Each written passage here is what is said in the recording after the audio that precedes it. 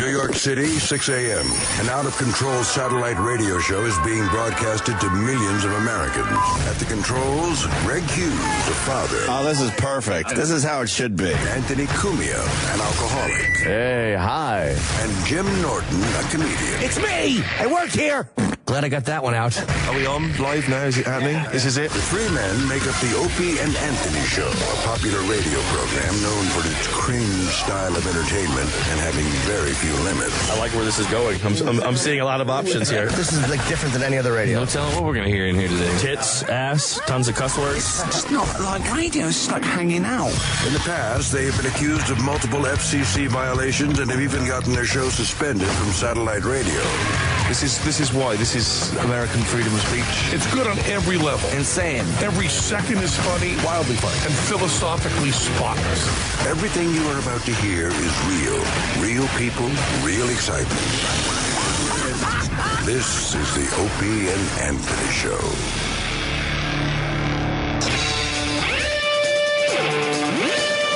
Good morning. Welcome to the Opie and Anthony Show. Hi, everybody. We got a very busy day.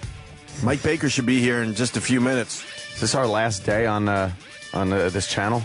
I guess. Today's Tuesday, Wednesday's the big switch. The 4th, right? Which is tomorrow. They were going to do it today, and I called Mel. I'm like, look, just Wednesday's better. And Better for everybody. Yeah, he he agreed. There'll be confusion That's for good. a while, and hopefully people will find us on whatever channel we're going to be on. What's good is... I don't even know how to do that because I don't even know how people listen to us anymore. Let's just not do a good show, though, for Wednesday, Thursday, Friday, because Good point. people will be jockeying around. You know, you kid, but our numbers will be drastically down for the next week. Of course or so, they will. Until people figure it all figure out. out where we are, That takes a while. What are we going to be on? Like 185 and 209 or something like that? Oh, yeah? I think so.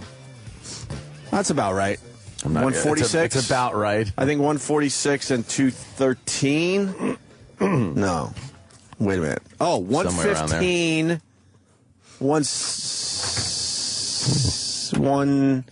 Oh, no. 105.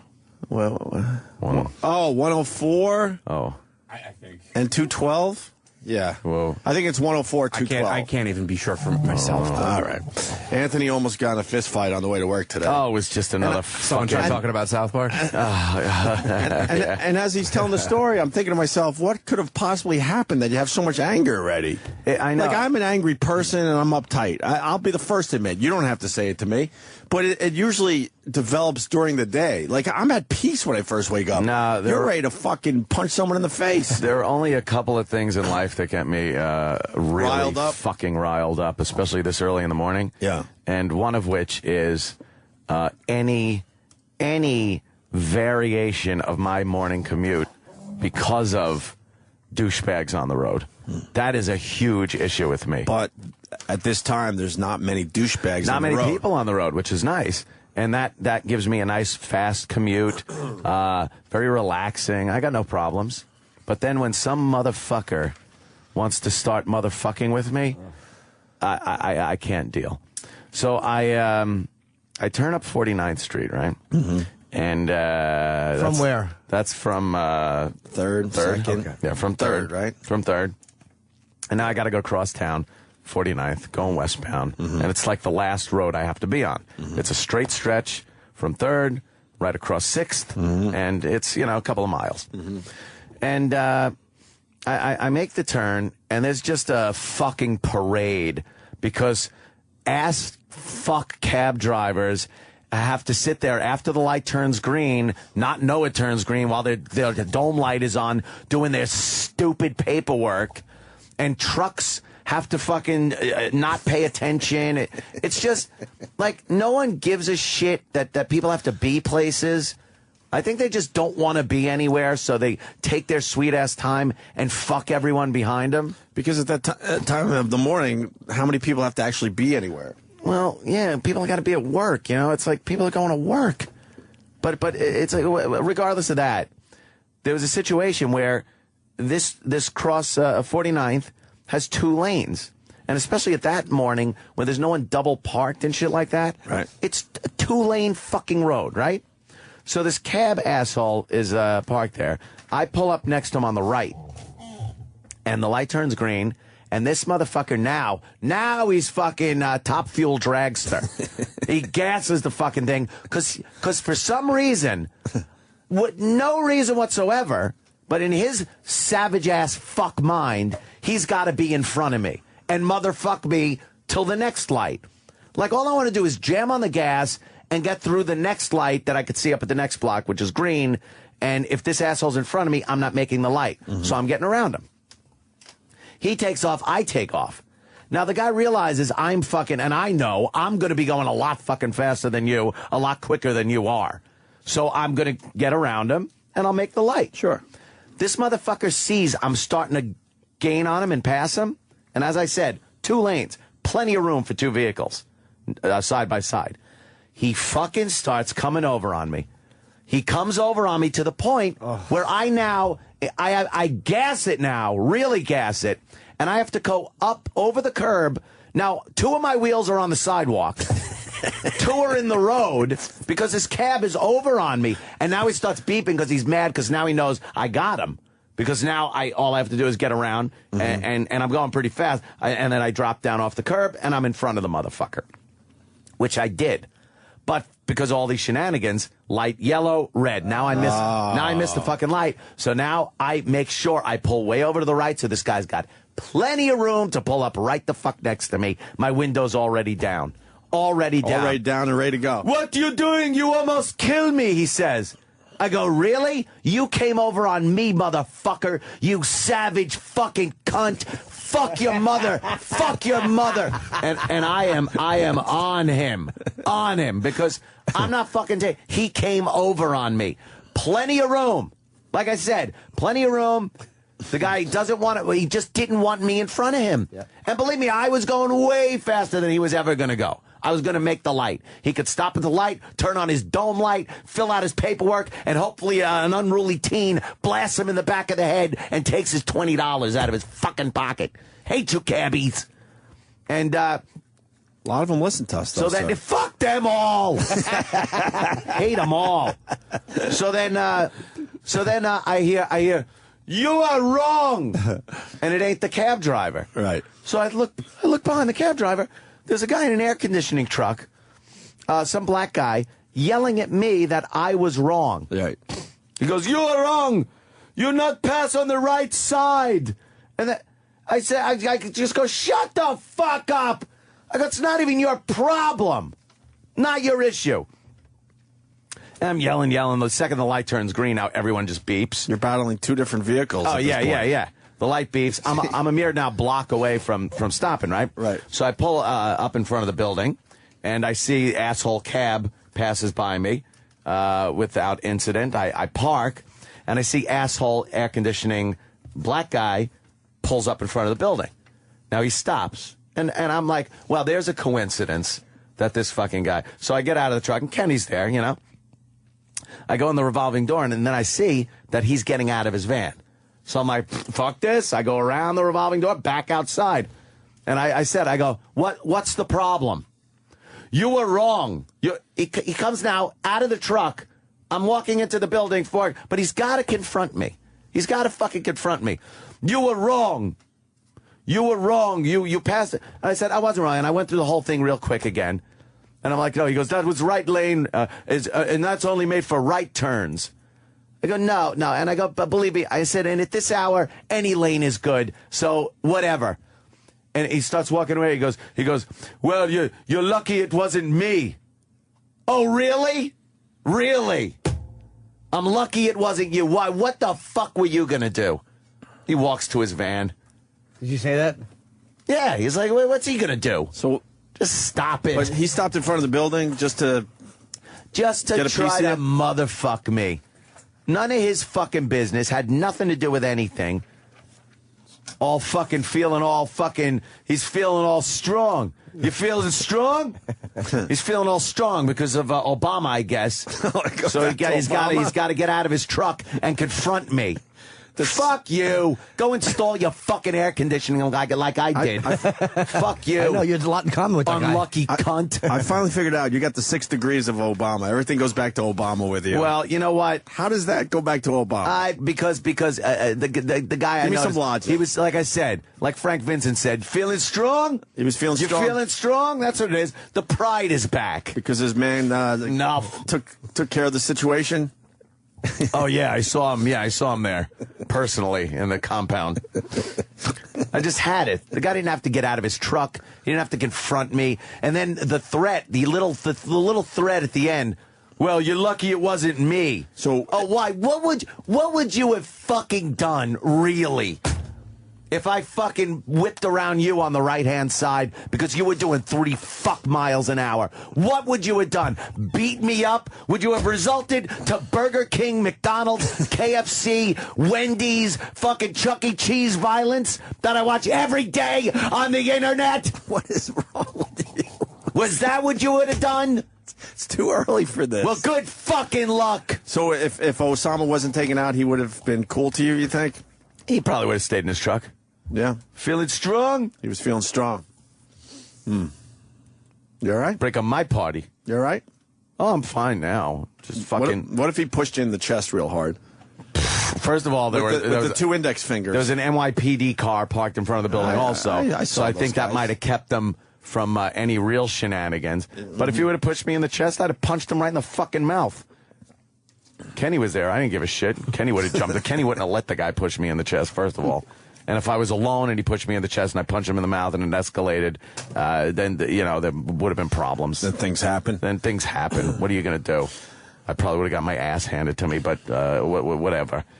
Whatever. Hopefully somebody would have had it on fucking their camera. It would have ended up on many websites that I frequent, and it would have just been another in the collection of people being blindsided. You know what a funny viral video that would be if Anthony got beat up in front of the building? Oh, my God. And there was some humiliating moment, like where he gets kicked in the ass and his shirt comes up and it's like fucking man tits scrape the fucking ground. And just like some weird moment that happens during the fight. I was thinking That the guy gives him a wedgie after he beats the shit out of him. and drags him into the building by his underpants. Just an been awkward terrible. wedgie. Just drops me off in front of the security guys in the building by my wedgie. Yeah, your fucking big balls are hanging out the back. We have Mike Baker right outside the studio. Let's bring him in. Yeah. Mike Baker, ex-CIA, has come by just to say hi to us. Hey, hit down line 5 real quick. Yeah. Could you do that? Because I think I know where this guy's going. Go ahead, Keith in Connecticut. What's up? Hey, what's up, guys? Hey, I love when guys like you come by because I jump right on your tail, and this way, if the cops didn't pull anybody over, it'll get you first, and it gives me time to slow down. Oh, okay. All right. I thought he was going somewhere else. All right, thank you, man. Yeah, I thought it was like, I like when people fly in front of me, because I've heard this too. Fly in front of him, and then they don't make the light anyway. It's like, you know why I didn't make it? Because of you. I would have made it. How you doing, Mr. Baker? Very good seeing you out of again. his mind. Yeah. I couldn't take it this morning. I think the whole Obama thing is really getting to him. Yeah. Well, I would have thought you just would have been in such a good mood after the whole Bin Laden. Yeah. Well, I am in a good mood about that. I had an altercation with some driving this morning on my way in, and the fact that Obama is coming down to ground zero and going to be screwing up New York City again. Could you just give your speeches from the White House? It's very nice. Very good. It's important that he goes to ground zero. That's Thursday, right? I want to start by saying I saw you all over the TV yesterday, Mike Baker. I'm sorry about that. You're a big get right now. Mike's the go-to guy. I'm a huge guy. Although I was bigger during the royal wedding. That was a big one. Yeah, I was all over the place. And you're usually a Fox guy, but I think I saw you on CNN yesterday, right? Oh, you shouldn't have said that. Oh, Jesus.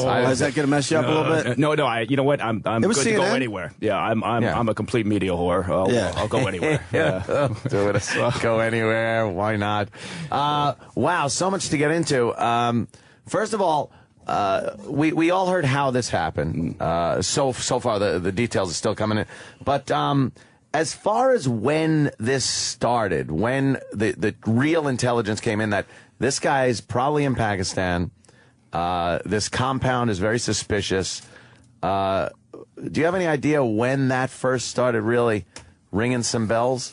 Yeah, the amazing thing about this is you get that 40 or so minutes on the ground, right? And rightly so, everybody's fixated on that because that's the hot time. But sure, to get to that point, you got an incredible amount of work that goes on ahead of time. And what happened was they started picking up some information all the way back to 2007, really. Wow. Even a little bit before then, from detainees. And where were those guys? They were, being held by the agency. Yeah. And, of course, that program wasn't very popular for quite a while. So didn't Khalid Muhammad mention the name? Didn't they get it from him? Well, they got it from they were picking up stories from a variety of places about individuals, because what they were looking for was you're looking for anybody who's somewhere in bin Laden's orbit. And you're trying to find some point of entry, right? And so they didn't care who it was, somebody who was handling money, logistics, whatever it could be. And they started getting some stories involving the same pseudonym, the same alias. And once you do that, you're getting, over here you get one, detainee talking about it. He mentions this alias. You think, that's interesting, because over here, last month, somebody mentioned the same person. Kind of corroborates the stories. So then you start triangulating in. And they started running these names in a very coordinated fashion. Interrogations are incredibly labor-intensive. So unlike what, all the crap was in the media about, oh, my God, interrogations. Waterboarding. It's a very controlled atmosphere. Right. And so you take all this information, and they started running it past Khalid Sheikh Mohammed and one other individual, Al-Libi, and these guys just blanked, right? They said, we don't know, it doesn't ring any bells. And, in an interrogation, that sort of thing, if you're picking up sort of a consistency from independent interrogations, that'll ring a bell. And rightly so, they thought, well, hold on a second, if both these guys are blanking on this pseudonym or this alias, then maybe we got something here. They started working that, more, personnel out in the field, more recruits in terms of Pakistani agents, everything they could find, and they eventually got a family name for for this guy who was a courier. Wow. And a courier does what? Brings information or brings the tapes back and forth? Or what exactly do they do? Pretty much anything. He's running messages. It's like Kenny. Not so much running cash, but yeah. Does he go grocery shopping? In fact, one of the detainees actually coughed up Kenny's name. Yeah, Kenny gave up Club Soda Kenny. Yes. He said, Lurch. Code name dummy. Khalid Sheikh Mohammed said, I don't recognize the name. And so, but that's the sort of work that it took. And they got the family name. Once you get the family name, then you take it. It's in a way, it's like an investigation you'd watch on CSI or anything else. It is incredibly painstaking and labor-intensive, not particularly exciting, but you got to do all that work to get your 40 minutes on target. Right. To get the big to go to the big game, as they say. Exactly. It's fascinating to learn that they were watching this in real time at the White House. Now that's like Hollywood movie stuff right there. Yeah, it's like a Tom Clancy thing. Isn't it? Thinking that they're sitting there actually watching. Now I would guess some helmet cams. Yeah, a lot of coverage, as you can imagine, because and it's not so much cover your ass, although unfortunately in today's world there's got to be an element of that. But a lot of it is also for verification purposes, forensic purposes. They want to make sure that they've got a lockdown on everything there, including the people, the gear that they're picking up, and they picked up some tremendous material off of this. Oh man, from what I heard, now obviously we just hear what's filtered through the news, but. From what I heard, a lot of computer equipment, a lot of storage. A lot of bin Laden's porn stash. Yes. And that would just be a kicker if you looked in there and just said, how great would that be? He's into Lindsay Lohan. Yeah. But they got Osama's... particularly if it was like goat porn or something. But they basically got Osama's hard drive. That's just amazing. Right, absolutely. And I think one of the best things about this is the fact that it was just outside of Islamabad, right? Yeah. And, the Pakistanis are all like, I don't, now this is really bringing up a lot of shit with the Pakistanis because it was next to what amounts to their version of West Point, so it was very relatively close to it. A huge complex that really didn't fit the neighborhood, and the Pakistanis are just saying, "Hey, we didn't know." Now, even saying we didn't know makes them look stupid because how do you not? How do you not know? Yeah, how does do you it's not not know? raise Exactly. suspicion where you would go and maybe check it out or something? Especially So, because this thing was being built in 2005, let's not forget. Yeah, yeah. This Yeah. isn't an old mansion. They keep saying a mansion. It's more of a compound that they started building in 2005, and no one is suspicious that this thing is going up. And you know what this shit is making like them look bad. overseas? In places like this, right? Anything that's happening is more interesting than what's going on in your day, right? So everybody in that neighborhood, which is it's a nice area, it's a kind of a picturesque part of Pakistan, but all these people out there are saying things like, well, we had no idea, we're so surprised, and you get somebody saying, well, you mean that tall guy down the street? Well, I always had my suspicions. What do you think the cover story was? What do you think they gave? They had to tell people in the neighborhood something. When they're walking by and they're seeing these big walls pull, I wonder what they said. Like, no, it's just Mine are up beeswax, probably. No, they probably told them it was something else. I wonder what they told people that was believable. Right. A lot of the military retired to that area, so maybe that knocked down the suspicion slightly. I don't know. They might have told them for a general or something. Who knows? I mean, from a cover standpoint, it was a smart move, right? For a variety of reasons. But basically, he's thrown himself right in plain sight, almost. And then he's also put himself in an urban area. Obviously, the last thing that he wanted to do was get hit by a drone. So he knew that drones aren't going to be flying over that part of town. So there were smart reasons for them to put him there, but it's inconceivable. There is no way in hell that there weren't individuals in the Pakistani intel service and military who did not know that he was there. There's just no possible fucking way. It's just so odd that for so many years, and you realize how long he had probably been in this compound here, but for all those years that we just pictured him in that cave, kind of on a little blanket, and just thought he was there for almost 10 years, after 9/11, that he was just huddled in that. And meanwhile, he's got his bed, he's got his computer. They showed a satellite dish. Yeah. The guy was living large. He's got his Spike TV and all that. Sure. No, Netflix. How long was he living there? They're starting to say at least 3 years, right? Yeah, they think it was a good long time. And so, if you go, at the end of the day, even a year is, excessive when you think about where that location is. Where it is. What's required. So, again, we'll go through a dance right now, and we already have started that dance.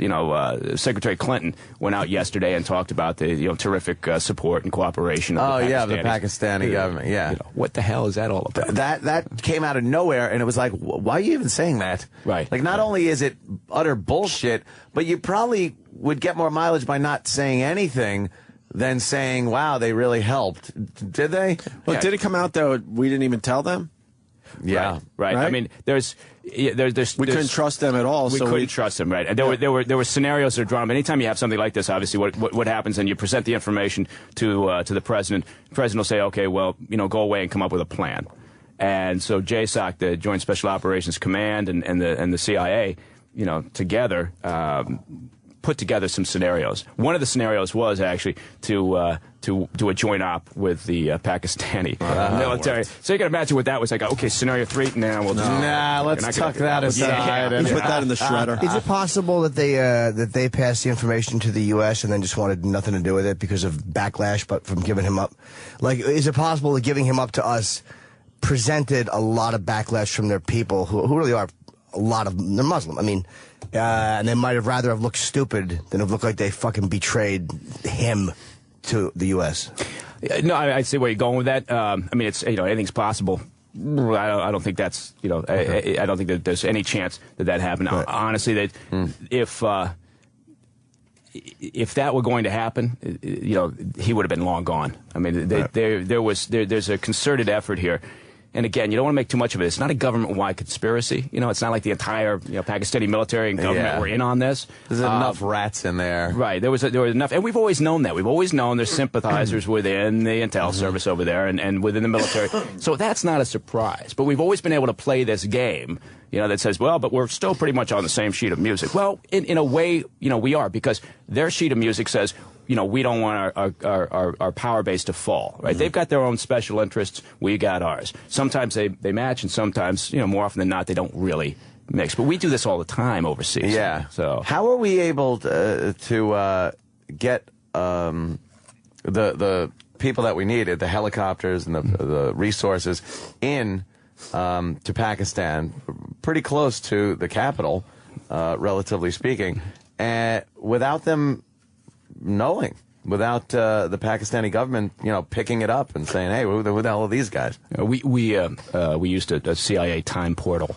Love those. We haven't talked about before, but I guess we might as well disclose it now because I knew it. Yeah, it's a time portal. Yeah. They told me to say at least one thing that nobody knew about when I come on the show. Exclusive time portal. Exactly. But it's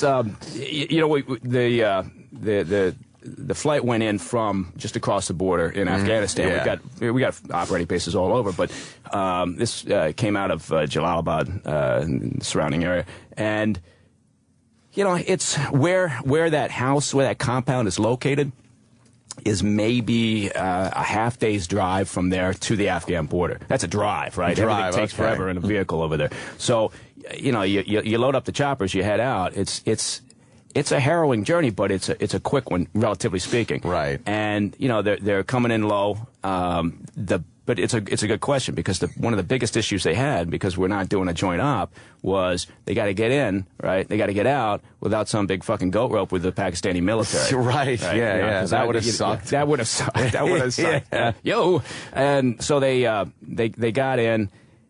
They had a lot of air assets up there besides the choppers, obviously. Oh, sure. And everything from the drones to surveillance to gunships. But it was a hell of an operation. But it was a very well-planned operation. I mean, these guys and the guys that were involved in this, the SEALs, and also the CIA paramilitary, personnel. I mean, if you're not doing it, you're training, right? And so there's no downtime. You're always training. And in something like this, once they decide on the scenario, and once the president approves it. And the clock is really ticking at that point because you've gotten your surveillance in, right? You've got eyes on target. So you've already got assets out there, and you've got now a problem. How much time do you spend training and preparing for it, and then how much is too much time because you might lose the opportunity, or the information might get out. Somebody finds out about. So it's got to be a nerve-wracking time. That's that point in time where it's really high speed, right? Because you've got to make that calculation, and then now you got to go.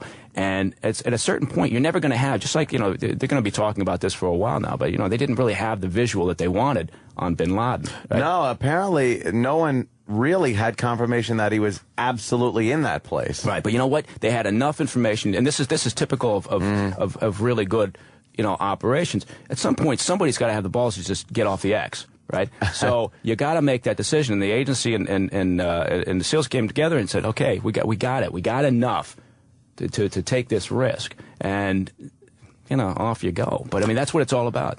Yeah. I had a amazing question about that. Shit, forgot what I was going to ask. Oh, Jimmy. It was something about bin Laden. Something about his house. Oh, Predator drones. How high do they fly? And do they were they surveilling him 24 hours? You think? How are they keeping a 24-hour watch on him without people on the ground? Drones and satellite coverage. Oh, satellite. The drones are. I mean, you're talking way up there in the flight ceiling. 10,000, 12,000. Higher. I mean, these things are. When you look at these things, they are. They're varying sizes too, depending on what you want. Oftentimes you see the pictures of the armed drones, right? Right. Pretty massive. But the surveillance drones. You're talking about a real high speed, small things, but they'll stay up in the air also for multiple days at a time. And you couldn't even see them at absolutely that altitude not. No, with the size they are. Absolutely not. Well, how they're small looking are at they? you. You never see these coming. How small are they? You know what? I mean, honestly, I'm not giving away any sources and methods. Some of this stuff has been talked about, but I mean, the size of a pizza pan. Some of these things. No, absolutely true. Yeah. Oh, are they really? Oh, yeah. I took photos in front of them in Iraq. We got to sit in the actual control panel. They wiped it clean, as they say. Yeah. But they were like. They were big. They were like, almost as long as the room, but that's... But they have to... Those are the armed, where they the armed hellfire the shit out of something. I'm thinking they have to control, like we used to control our motorized helicopters and stuff. How do they keep them up without hitting a tree? Guys standing out in the field. Hey, and with the training, they do a mock compound somewhere? Yeah, you'll set up in I mean, it's as close to exact as possible. Absolutely, and so the people, there's so many people involved in some. I mean, well, okay, it's not like there's thousands of people involved, but there are people that never get any recognition. I mean, all the way down to the guys that are putting together these mock-ups. Ballistic shooting houses, basically, that are built off the blueprints of, for instance, this compound. So when those guys went in, they were very familiar with it after all the training they did. Yeah, exactly. To as much as you always. Your preference is, just train, right. But, they had such good coverage on this place because we had so much surveillance going on and coverage of it leading up to this. Once we finally determined we've got a target here that's really credible, then, you got almost everything except for the architectural blueprints, right? So you know that's 15 paces once you breach that door, to that corridor. And you know that corridor is going to go left and then it's going to go right. You know how high that wall is that you got to be concerned with. And this is what these guys do. Sure. So, as far as surveillance goes, so you have surveillance on the compound. I've always wondered this when you're watching somebody. A van leaves the place. How do you know Bin Laden's not in that van? Well, I mean, because it seems like that's the easiest way to get someone out. All of a sudden, a van pulls up. Next thing you know, the van pulls away. And you're sitting there as the surveillance guys going, what the fuck, is he in there? Right. If it's not, if it's not a Prius or something like that, and you can't see through the windows, then. But how does that play out with you guys? Well, the short answer is you don't know, and that's actually a good point because what you get used to, and what I've found when I talk to people is, beach books, movies, they expect everything to be cut and dried, right? It's all, okay, it's either this or it's that. Well, it's never that. I mean, it's always fucking gray and murky, and you're making decisions, and you're moving forward based on really imperfect information.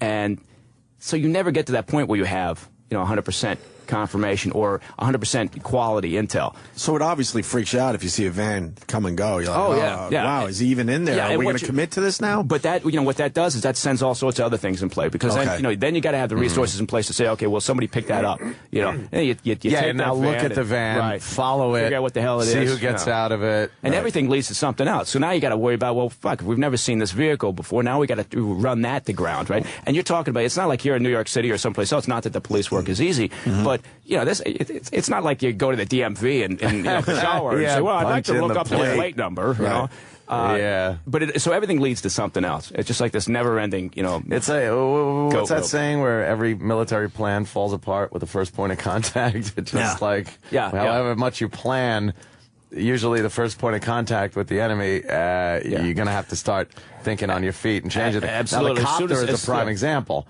That helicopter not being able to leave that compound, obviously they had a contingency plan for that. Right. They had enough resources to still get everybody out, which is great, and got rid of the old helicopter there. It's like, we can't have it, you can't have it. No, I get to blow it up. Did Obama make some ballsy calls here? Because they were saying that there was a few calls that weren't just like, all right, he's the president, he let it go. Like there was actually timing issues and stuff where he said, let's go for this or let's do this. Did he actually have something to actually do with this? Oh no, absolutely. This would not have happened unless the president said, yeah, it's a go. I mean, if he hadn't authorized it. So you got to be fair. No matter what side of the fence you're on in something like this, you've got to have respect for the fact that it was given a green light and move forward. Because he could have kind of said, geez, I don't know. What if it doesn't work? If it doesn't work, I'm not looking. I don't want to be the Jimmy Carter guy. Exactly. Didn't he say no to a bombing for that reason? Like because I think they said that Obama said no to a bombing because they might not be able to identify the body. And you're in a residential area, and if he's not there, and you kill civilians and he's not there, it's a well, and it turned out there was 20 some odd people in there, children and women.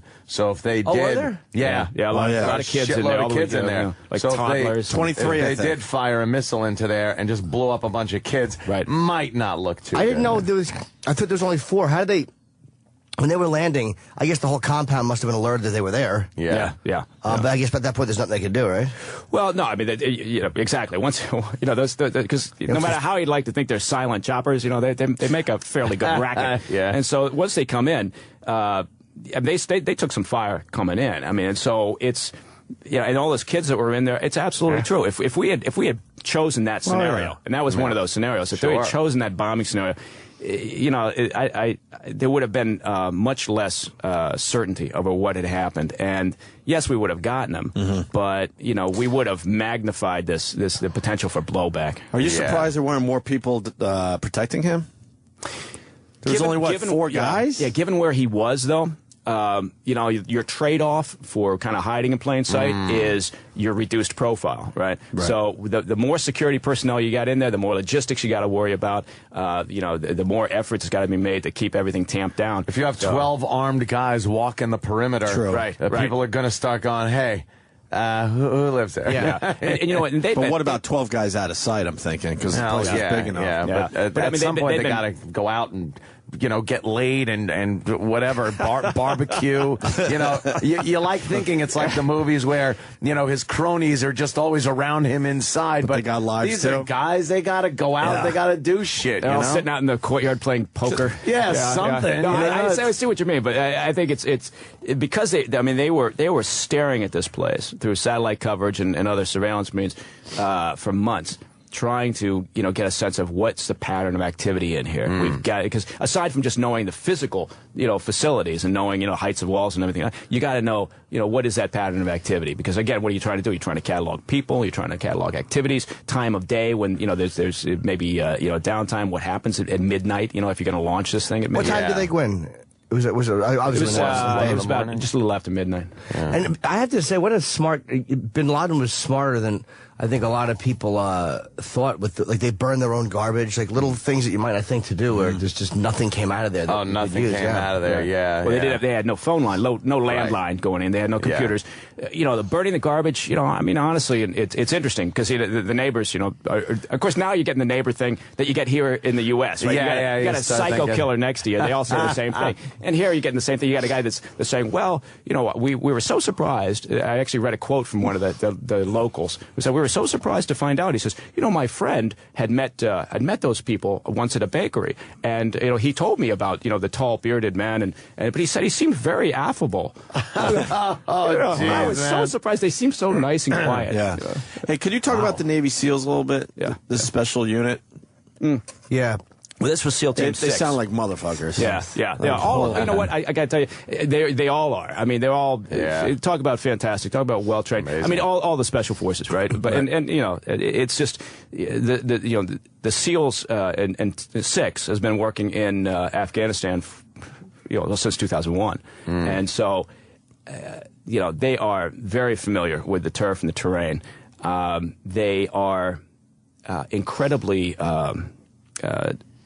Adaptable, right? So you throw a problem at them, and they're almost, I don't want to say they're cerebral, but they basically are. I mean, they're thinking soldiers, right? And they, not that the others are. That's not to disparage any of them, but they are a tremendous group, and the training that they go through and continuously go through, the single-mindedness that they have, and this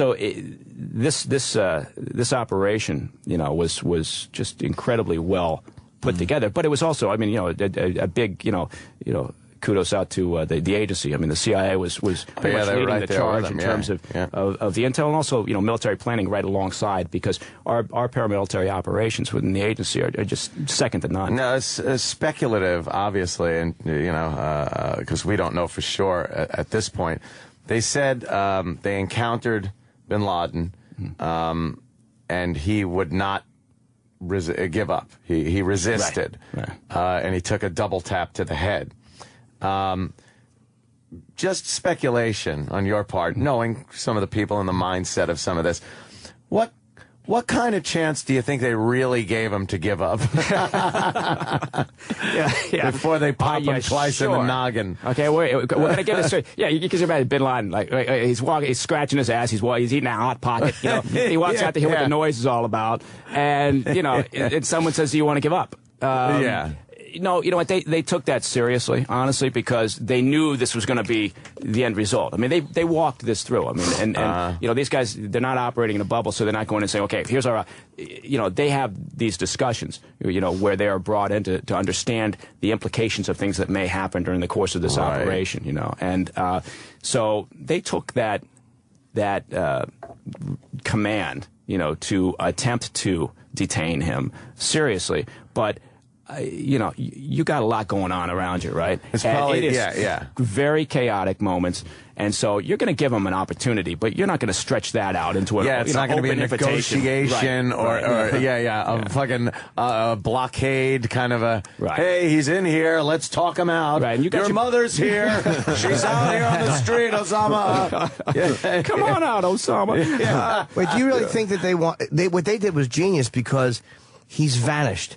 He's off the face of the earth. There's nowhere for people to go. There's nowhere to build a shrine, and he's not alive, so they can't take hostages. Because people would be taking hostages all over the world to try to secure his release if they had kept him alive. You couldn't take him alive. You had to kill him. It's impossible. And having a place, a pilgrimage to go and have a place where he's buried to, inspire people. It is a very strategic thing, I think, that they just dumped him in the ocean. That's great. Right. Well, nobody was going to take that body anyway. I mean, reports are that they asked the Saudis, and I believe they did. I mean, he was a Saudi. You can imagine the Saudis say, we don't need that shit. Yeah, and so nobody else was going to take him. And they were absolutely right to do what they did. They showed, frankly, and I think, for correct reasons, they showed some real sensitivity and said, okay, fine, we're going to stick with sort of Muslim burial practices. Yeah, all right, I get what they're doing with that. Frankly, would I who cares? But yeah, exactly. But again, you're thinking about the implications after the fact. Right. But is that sensitivity or is that smart, like using their own religion as an excuse to dump the body immediately? Like, hey, you guys are the ones that want to bury him immediately. Adios. No, it's convenient. I mean, it's good that Muslim burial practices aren't say we got to bury the body within 7 or 8 days. Whatever. 24 hours. Come on, we got to help this guy out. I don't think we care that he got a proper burial. I think Jimmy's onto something. I think it was just a great way to get rid of him, and that he's in the wind. Yeah, where do you go? So there's a guy out there that knows he killed Bin Laden. I'm fascinated by that part of the whole story. Like, and the world will never know the guy. Will we ever know who he is? Well, you know what? The world being what it is now, I mean, if you had said this, if this had happened 30 or 40 or, during our parents' generation, World War II, no one's ever going to know. Might be on WikiLeaks it could be on WikiLeaks, or, maybe the guy, finishes up and signs a book deal. Who knows what's going to happen? I killed Bin Laden. Does that guy get Does that guy get to go on vacation? Or does he have to go right back to training?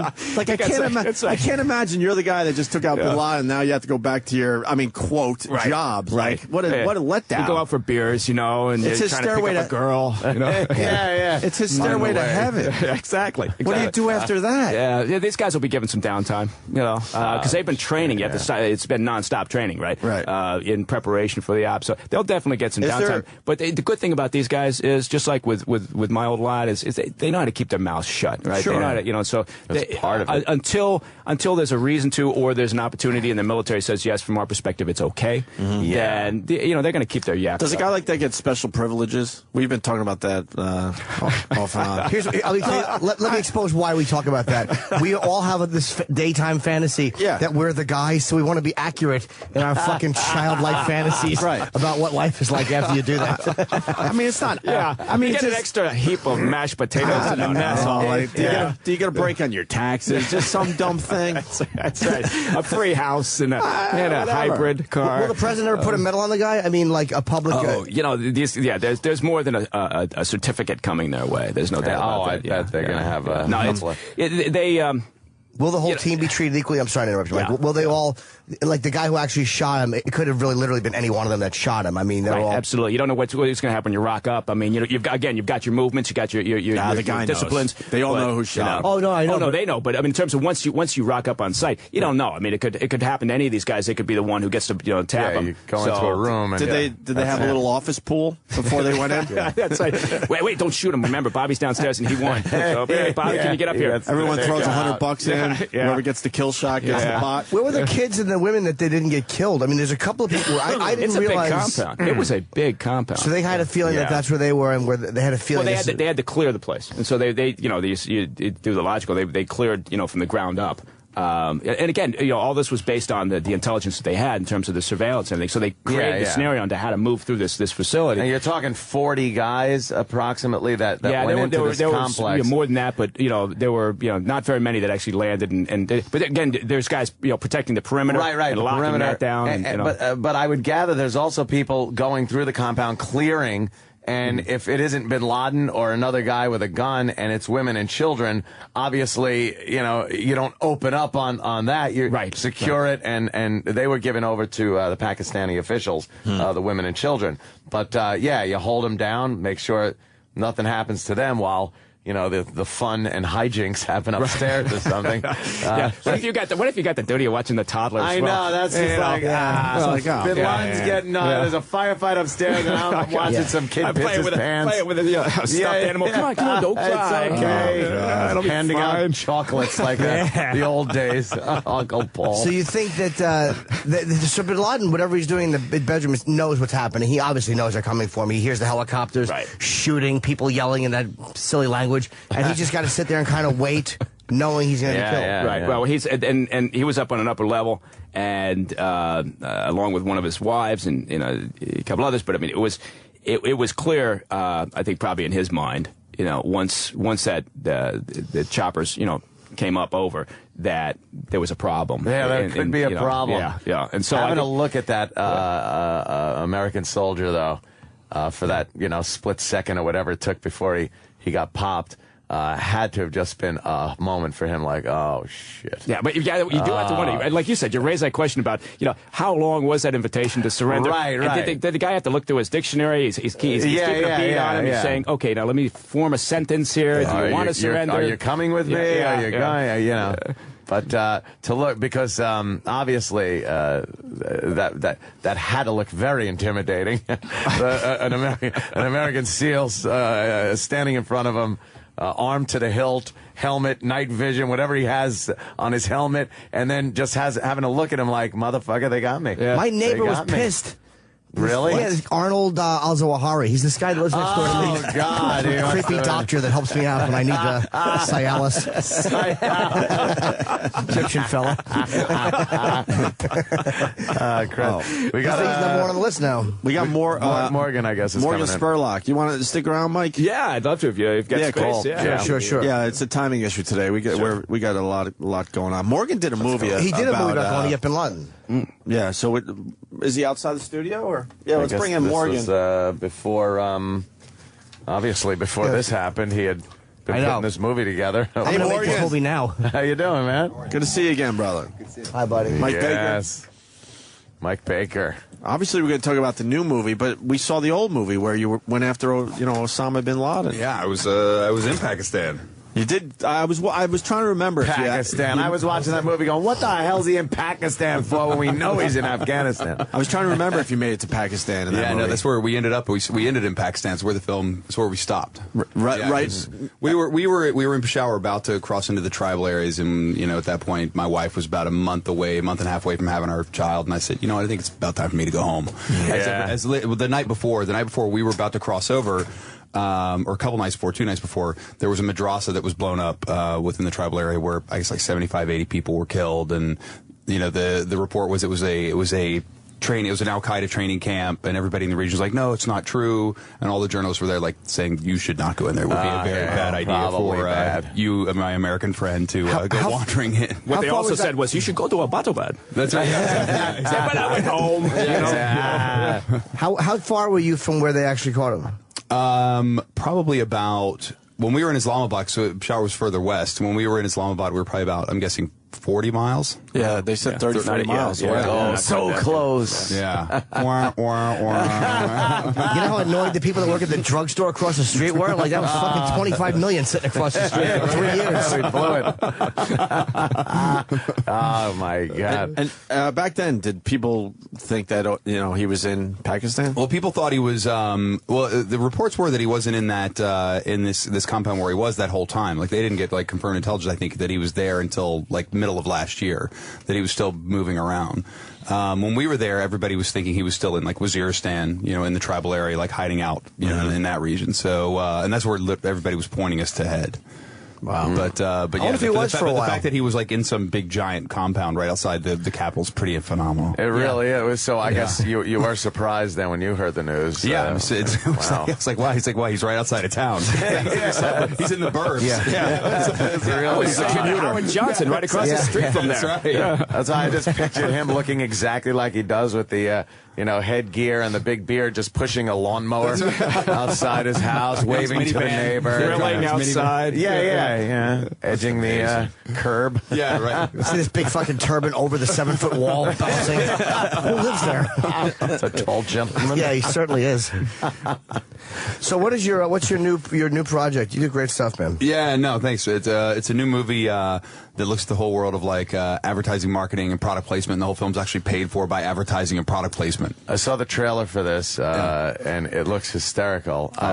And it looks at first impossible. Yeah. But you pulled it off. Yeah. And the product placement thing is hilarious because it's everywhere. It gets to the point where you're just going around getting sponsorships in these meetings, right? Which came off, some of them looking ludicrous, sitting down with these people like they couldn't believe what you were trying to do, and but you pulled it off. Yeah, no, we raised the full budget of the movie through sponsors, like about $1.8 million, which is nothing, because the story just broke yesterday that the 007 film, the new 007, a third of that movie is going to be paid for by product placement. Oh, really? So a third of $50 million of that budget. So it's like that whole movie's going to be like a giant commercial just for commercial. Tuxedos and Aston Martins, watches, and cool James Bond shit. Do you remember the first PPKs? The first time I saw product placement was in Superman 2 that I can remember, that I recognized, when he gets thrown through a Marlboro truck.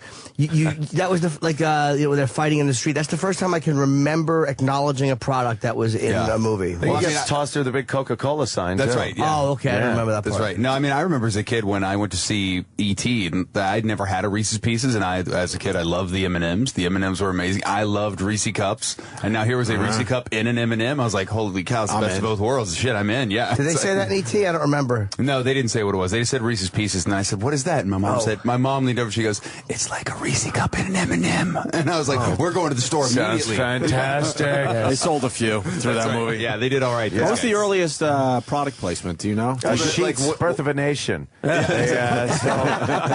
high thread count sheets. No, the amazing thing, like Thomas Edison, or even before that, like Jules Verne sold the naming rights to shipping companies in Around the World in 80 Days. So in a book, but in film, Thomas Edison used to put ads for his own products in the movies that he shot. What a whore. Genius, I know. Yeah, exactly. That's great. Hey, the light bulb. Check it out. Check it out. This is some good stuff right there. Wow. So you wound up getting the whole thing paid for through sponsorships. Yeah. And so that's the best part. So like day one, the movie opened, the film was already in profit. Yeah, see, that's now what, and all they wanted in return was that their logo be featured. They wanted a lot more than that. Like they wanted ownership in the film. We were like, absolutely not. It's like you're giving me money to be in the movie. So it's not. You're going to go sell widgets. Go sell your widgets. That's so it had nothing to do with them loaning you money and then you having to compensate through profit on the movie. It's strictly product placement. And does it work like a NASCAR?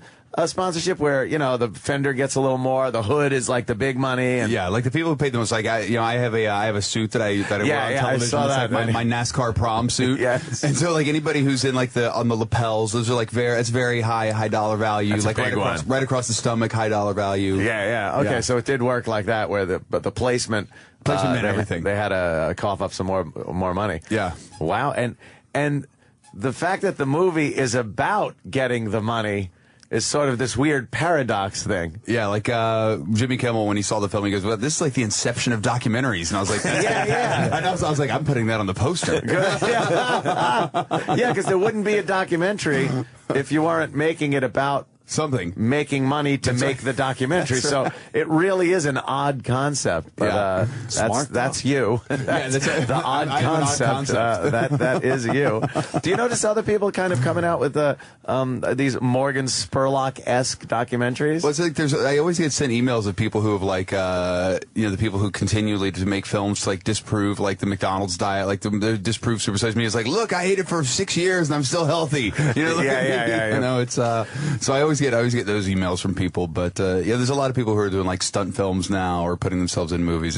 It's crazy. Super Size Me was great. You fucked up your body. Yeah, forever. Like to this day, like I like will gain weight like that. Like I can put on 5-10 pounds in a weekend. You think that just genetically changed you? Yeah. Well, I think that what people don't realize when you gain weight, you know, that when you lose it, those fat cells don't vanish. It's like, oh, I'm gonna be fine now. It's like those fat cells just don't like jump ship. They're still in there. They're just really skinny. Now my body's filled with all these. And they're just waiting. They're just waiting. I got these little skinny Renee Zellweger cells just swimming around my body. Exactly. That at any moment, if you eat wrong, one more slice of pizza, one more. Is that what lipo does? It actually takes them out. Is that why people get lipo? It takes the fat cells out. Oh, okay. So then you can eat a piece of cake at least, and you don't blow up immediately. That's right. I can't.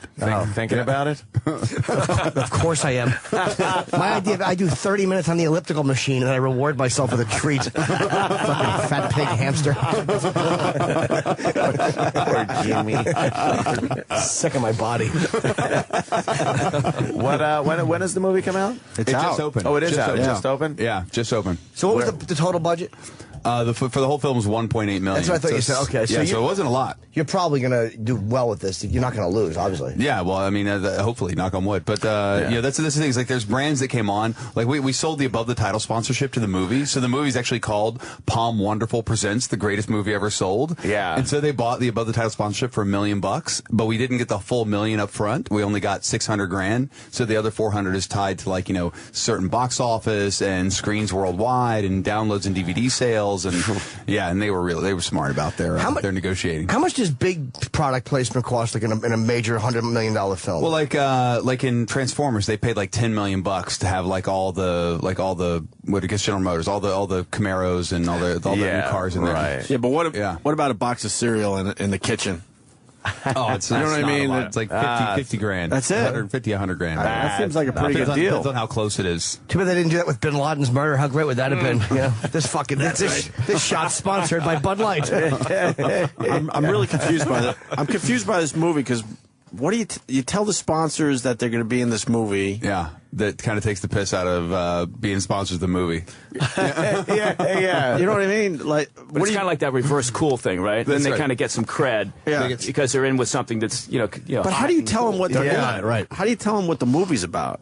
I basically tell them, it's a movie all about this that's basically paid for by this. That's gonna be great. One of the funniest, amazing. But that's some of the funniest things. What I saw in the trailer was in the conference rooms when you're talking to these people and trying to convince them that this is a great idea. It's a great idea. It's all about product placement, and you're going to pay to be in the movie. And, and it wasn't easy. Like I called over 600 companies to sponsor the film, of which 97.5% of them said no. Like the success rate on this film was like 2.5%. I was very happy to see the pony shampoo. Mane and tail. Mane and tail. Mane and tail got in there. I just feel like you would be stuck in a loop, though. Yeah. And then they go, but what's the movie about? Right. And then you say it again, but what's the movie about? It's a paradox. And then I say, you're watching the movie right now. This is it. Right now, we're shooting. Morgan, you're brilliant. We're shooting. You're fucking brilliant. Yeah, at one point, and the shot is hysterical because somebody goes, what's the movie about? And Morgan just turns around and goes, this is it. You're in it. You're in it already. You don't even know it. What was the biggest surprise yes you got? The biggest surprise, was Hyatt Hotels, like Hyatt, which is like a real real conservative company, conservative family. Like when they jumped on, I was like, wow, we might actually pull this off. This is fantastic. It's not like some mom and pop like Bob's Shipping. It's like a real company. Hey, that's a good question. When did you realize that this was going to be a movie that people would see? Because you go into this going, this could be a disaster. Yeah, well, you never know. I think Sundance, when the moment premiered at Sundance and it played. No, I mean when you were filming though. Oh, where you knew as a creative person that you had something. There was a moment when we called Mane and Tail when I was speaking to them on the phone. Yeah, and I was chasing them for months to try and get them to do the movie. And finally, about halfway, I set up a call with him. I'm talking to the president of the company, and you hear me say to him on the phone, he goes, well, how's it going to work? And I said, well, we'll probably see the product in the beginning. You and I'll have a conversation somewhere in the middle talking about the placement, and then we'll see it again in the end. Wow. And he goes, that sounds great. And so I was having that phone conversation, and we're filming it. I'm like, oh yeah, that all just actually happened right during that. Perfect. Yeah, I could cross that one off. Done. Was there a sponsor that you really wanted to get that didn't come through? Well, I really wanted to see. The whole goal was to make like a documentary blockbuster, like a docbuster, and you can't have a blockbuster without a fast food partner. Well, and so I was like, well, we got to have a fast food partner. So of course we called McDonald's. McDonald's didn't call back. They said, supersize me. I called them 4 times, 5 times. Like literally, I'm calling like the 5th time, 6th time I left a message. I'm like, hey, it's Morgan Spurlock. It's going to be really different this time. Please call me.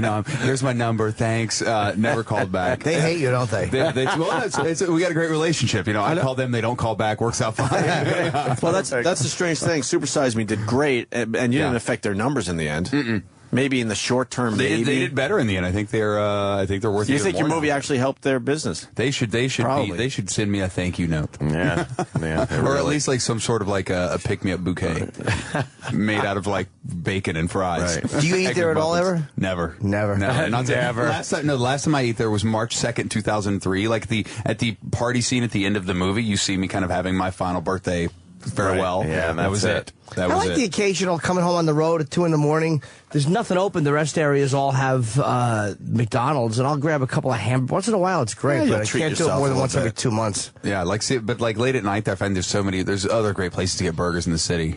Like there's great dirty in New York, In New York, the rest of the country doesn't have that. Yeah, in the city, it's like, why the hell would you bother? There's so many great burgers, so many good burgers. Yeah, but if I'm in LA, I love the original Tommy Burger, like at Beverly and Rampart, that's out in East LA.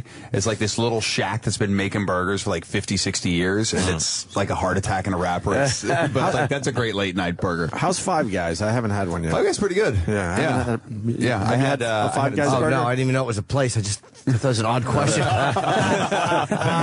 It's like, is this his next documentary? It's Five Guys. Sounds like a lot of work. It's like a new Belladonna movie. That's worse than 4, not as bad as 6. We go way back with you. You remember, right? Way back, I bet you will. Way back. Remember that? Way back when you guys. Man, we were at WNEW. You were on terrestrial radio. That's it. But you came in as a nobody with this idea that did very well, and then you moved on to film. We sold it to MTV. We were with you guys first when we were on the web. Yeah. You guys picked up on it early. Didn't even realize that was you. Remember, right. he would do like street stuff. I'm trying to remember exactly. He made people you would talk for people into doing crazy shit. The show's like I Bet You Will, and we bet people to do stupid shit on the street for money, just to walk up to random people out of nowhere. Yeah. And we did some great bets. We did one on the street, which we ended up redoing in your guys' studio, which was we handcuffed 3 people together, and it was called the Piss Off. And so the people, they would start drinking 10 ounces of liquid every minute, and the first person to pee themselves got $100. The second person got nothing, and the third person got $500. So there was a strategy. There was a strategy to it, right? Do you just do it to take the? So do you either just say, you know what, I'm just going to take the $100 and just go quick, be the first guy, be the first, or do you try and hold out till the end? We're not allowed to do those bits anymore. No. Those were the days. We had somebody died from a water drinking contest years ago. Our favorite bit, St. Patty's Day, we were giving money to the first guy that would piss his pants in front of a huge crowd. Remember that? Oh yeah, he got up on stage and just the wet spot appeared. The place went nuts. How long did he hold out? I wish we had video of that. How long did the guys hold out? Like that person held out like an hour. I think so. It was a long time. I don't think we did anything else that day. Damn. That's a long time. A little different than what you do, right, Mike? We would hold the same contest. Downtime. You're in a safe house for weeks and weeks. Believe me, I'm sure there are a few times. I'm sure there are a few times you watch people piss themselves too. Varying reasons. That's right. What do you think they're going to be back to? What do you think they're going to do about Al-Zawahiri? I mean, he's the last one of those guys that's got to be caught. Well, there's a lot of them, and that's the problem. They got almost a bottomless well of douchebags that they can recruit, and also, there are. I hate to say this because it makes them sound a little bit more like Lex Luthor, but there's succession plans, right? And so, Zawahiri is the logical one, and he's the one that a lot of people say, oh, it's got to be Zawahiri, but he's got problems, and first and foremost, he's an Egyptian. That doesn't set well with the Saudis and Yemenis within the group. Mm-hmm. And he's kind of he fancies himself a big thinker, right? Not necessarily an operational strategist, but there are others within. They've got a military committee. They got a couple of guys in that. They've got a couple of strategists. Even some scumbag like Al-Laki, could end up rising up to the top. So somebody will take this guy's place. And you know, it's naive to think that just because we tap bin Laden, somehow that's the demise of Al Qaeda. Yeah, yeah. You know, we got and you know what, the guys in the agency and the guys in certainly the teams and elsewhere, they know better, right? They're going to enjoy the moment. You know, and then it's back to work. It's already back to work. Yeah, yeah. What do you think the threat level is? You know, just and I know as far as what I hear, we're in orange. I think. Well, remember, we got rid of that plan. Yeah, it's all new now. I don't think bin Laden, and a lot of people are saying it wasn't really a day-to-day guy with Al Qaeda, right. But as far as being a figurehead, pretty huge. And taking him out, it seems like they would want to do something to make up for that. So, what do you think our level of threat is at? Do you think it's pretty high, or you think we're making a little much of it? No. I'd say there's a heightened concern right now over potential retaliatory strikes, right? Yeah. Because I mean, logic just tells you, you know, there's not anything specific yet, you know, but they'll be watching, you know, obviously for any potential, you know, everybody likes to use the term chatter, but basically they're looking for any movement. And something like this, anytime you have a scenario like this, it creates movement, which is fantastic because, you know, it's like the rats putting their heads up. Starts bringing people out. Then you got opportunities to, you know, to take out others or to develop new leads. And, you know, but there is a concern that, you know, in the short term, for sure, Al Qaeda, even the Taliban and some others are going to be looking at an opportunity to show that they're still relevant. Right? Yeah. That just taking him out didn't destroy him. Who was the scariest person you came across there, Morgan, in your travels? I mean, we came across some people. I mean, we were in the middle of a Taliban ambush when we were in Afghanistan, which is, you know, never a good thing to be in the middle of. No. Yeah. Would you have rather? Would you have rather have been shot and killed or captured in a moment like that, knowing what they do to captured Americans? I think you might have had, it depends on who captured you. You may have had a chance to live if you were captured. So you would hold on to that hope? I would have gone with captured. Oh, yeah. Holding on to that hope, though, that, oh my God, please don't make me this saw the head off the guy. Don't make me the video. Yeah. I don't want to be the video guy.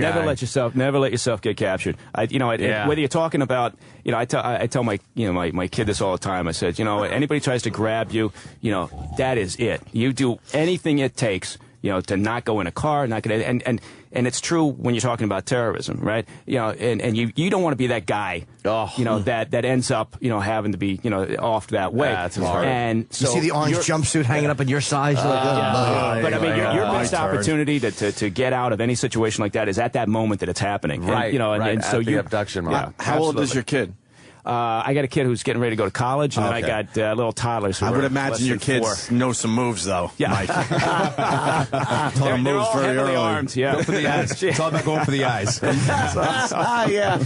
Well, Morgan, it has to be said, is crazy for going over there and doing that documentary. That is a little crazy there, Morgan. That's insane, especially how you look. You know, you kind of look like an American. You are the American. I am so not the guy that fits in. Yeah, I'm trying to look like a middle relief picture. It's like a big giant redhead albino walking around Afghanistan. Don't sell yourself short. You blend. That's right. It's been a few years. How did you blend in again? I can't remember. Well, I mean, even after I grew out my beard, which once I grew it out became very thick and red, it looked like, again, I looked like a very pale Santa Claus in the middle of this. Whereas my cameraman grew his out, and he looked like an Afghan. He looked like an Afghan. It's like he looked fantastic. It's like me, I did not blend at all. Right? He'd have been like, I do not know this man. I'm 6'2", so I'm already like almost a foot taller than like a head taller than everybody that's on the street, and this pale, lanky, you know. Did you see anyone like you there? Both of them. I mean, that was there was like one or two other guys who were very pale, but that's why are they rare. there? Making documentaries. You'd see other journalists there who looked like me, but most of the guys, you know, didn't wander too far outside of. They just hold up their Canadian passport and laugh at you. Yeah, exactly. Fuck you. I'm Swiss. You're going first. That's right. I got to cancel. I got a gig. I'm supposed to host at lunch at this Kiwanis Club in Karachi. I'm like, this is not the right time. I do typically well there, but you should probably cancel. Toastmasters. Yeah, that just seems like a pretty scary thing you did there. And like before, what kind of situation was that with the Taliban? Well, I mean, so we were embedded with the troops, and we were on a patrol with them, and then right in the middle of it, they were getting shot at. Right, it wasn't far outside of. It wasn't far outside of Kabul. We were probably about an hour out of Kabul. And I would gather they responded in kind. Did. Yes. They responded very much in kind. Tenfold in kind. As that guy got dragged off, you know, not alive. Yeah. Yeah. I was watching some videos online, and they showed one guy, and he was firing, I guess, RPG, and he fired one RPG, and you just see him get lit up. I mean, this guy had to just be an idiot. One guy with an RPG, and then you see tracer rounds just filling the weeds where there's nothing left of that guy. Yeah. I do like how the Americans do respond to some of those situations. Seen a lot of videos, too, where it really does dispel, because it's available now. I mean, people have cameras. They have their own cameras that they send videos to their families and whatnot, and they get out. And this whole thing of, this soldier, this John Wayne type soldier, just gets blown out the window, and it's like, holy shit, that motherfucker came apart. Yeah. You're like, wow, the mindset that takes is amazing. How long are we going to be in Afghanistan? I mean, it's like That's exactly what I was going to say. Things like with this kill team that came out recently, it's like, whenever you're somewhere long enough, there's going to be guys who fuck up and do awful stuff. Like, there was My Lai in Vietnam. You're going to have it. You can't avoid it. And it's like, when do we just get out of there? You got guys who are like they're on like their third tour now. You got guys. More. More. When do we just get out? What are we going to do? The Taliban is fine. If you did 2 tours in Vietnam, like that was a huge deal. Those guys are on their third tour. Wow. There has to be something that happens in your mind where you're just like, I'm so used to this. This is nothing to me anymore. Yeah. Laughing at yourself when you vomited at your first friggin', split open head, and now it's just like, hey, check this guy out. And part of it's also just dealing with the tedium, right? I mean, there's because there tends to be it's like operations. There's months of and then all of a sudden you got 5 minutes of excitement, right? Yeah. And then you got months of crap, and then a fight. So with the Afghanistan question, no, that's exactly the question that should be being asked right now, is what the fuck's our exit strategy? What's the game plan? And why do we honestly think it's in our national security interest to still be there trying to create some bullshit, pseudo-stable, semi-democratic institution? Right. Don't they want Sharia law? A lot of these places, like, why are we trying to force it on people? They don't want it. They don't want it. They want Sharia law. Let them have it. It's their country. Well, I mean, also the Taliban. I mean, you mentioned Vietnam. We're not learning these lessons. We go back 25 years to the Russian occupation of Afghanistan. There are a lot of similarities. I've gotten some arguments with some military strategists who say, "Oh, it's nothing like when Russia was there." Well, bullshit. It's a lot like when Russia was there. And the Taliban has no place to go. Right, so they're going to sit there and they're going to wait, and they know we're going to leave at some point. They know they'll leave. Yeah, they're very patient. By the way, I like the fact that even on that level of guys who know their arguments are like ours, it's just like that. Bullshit. No, it's not. It's exactly the way me and him would argue it, and we don't know what we're talking about. Yeah, that's we definitely should have some kind of exit strategy, but I think the idea that we can keep just moving around and breaking down these Taliban camps and training camps, it's a ridiculous notion. The place is giant.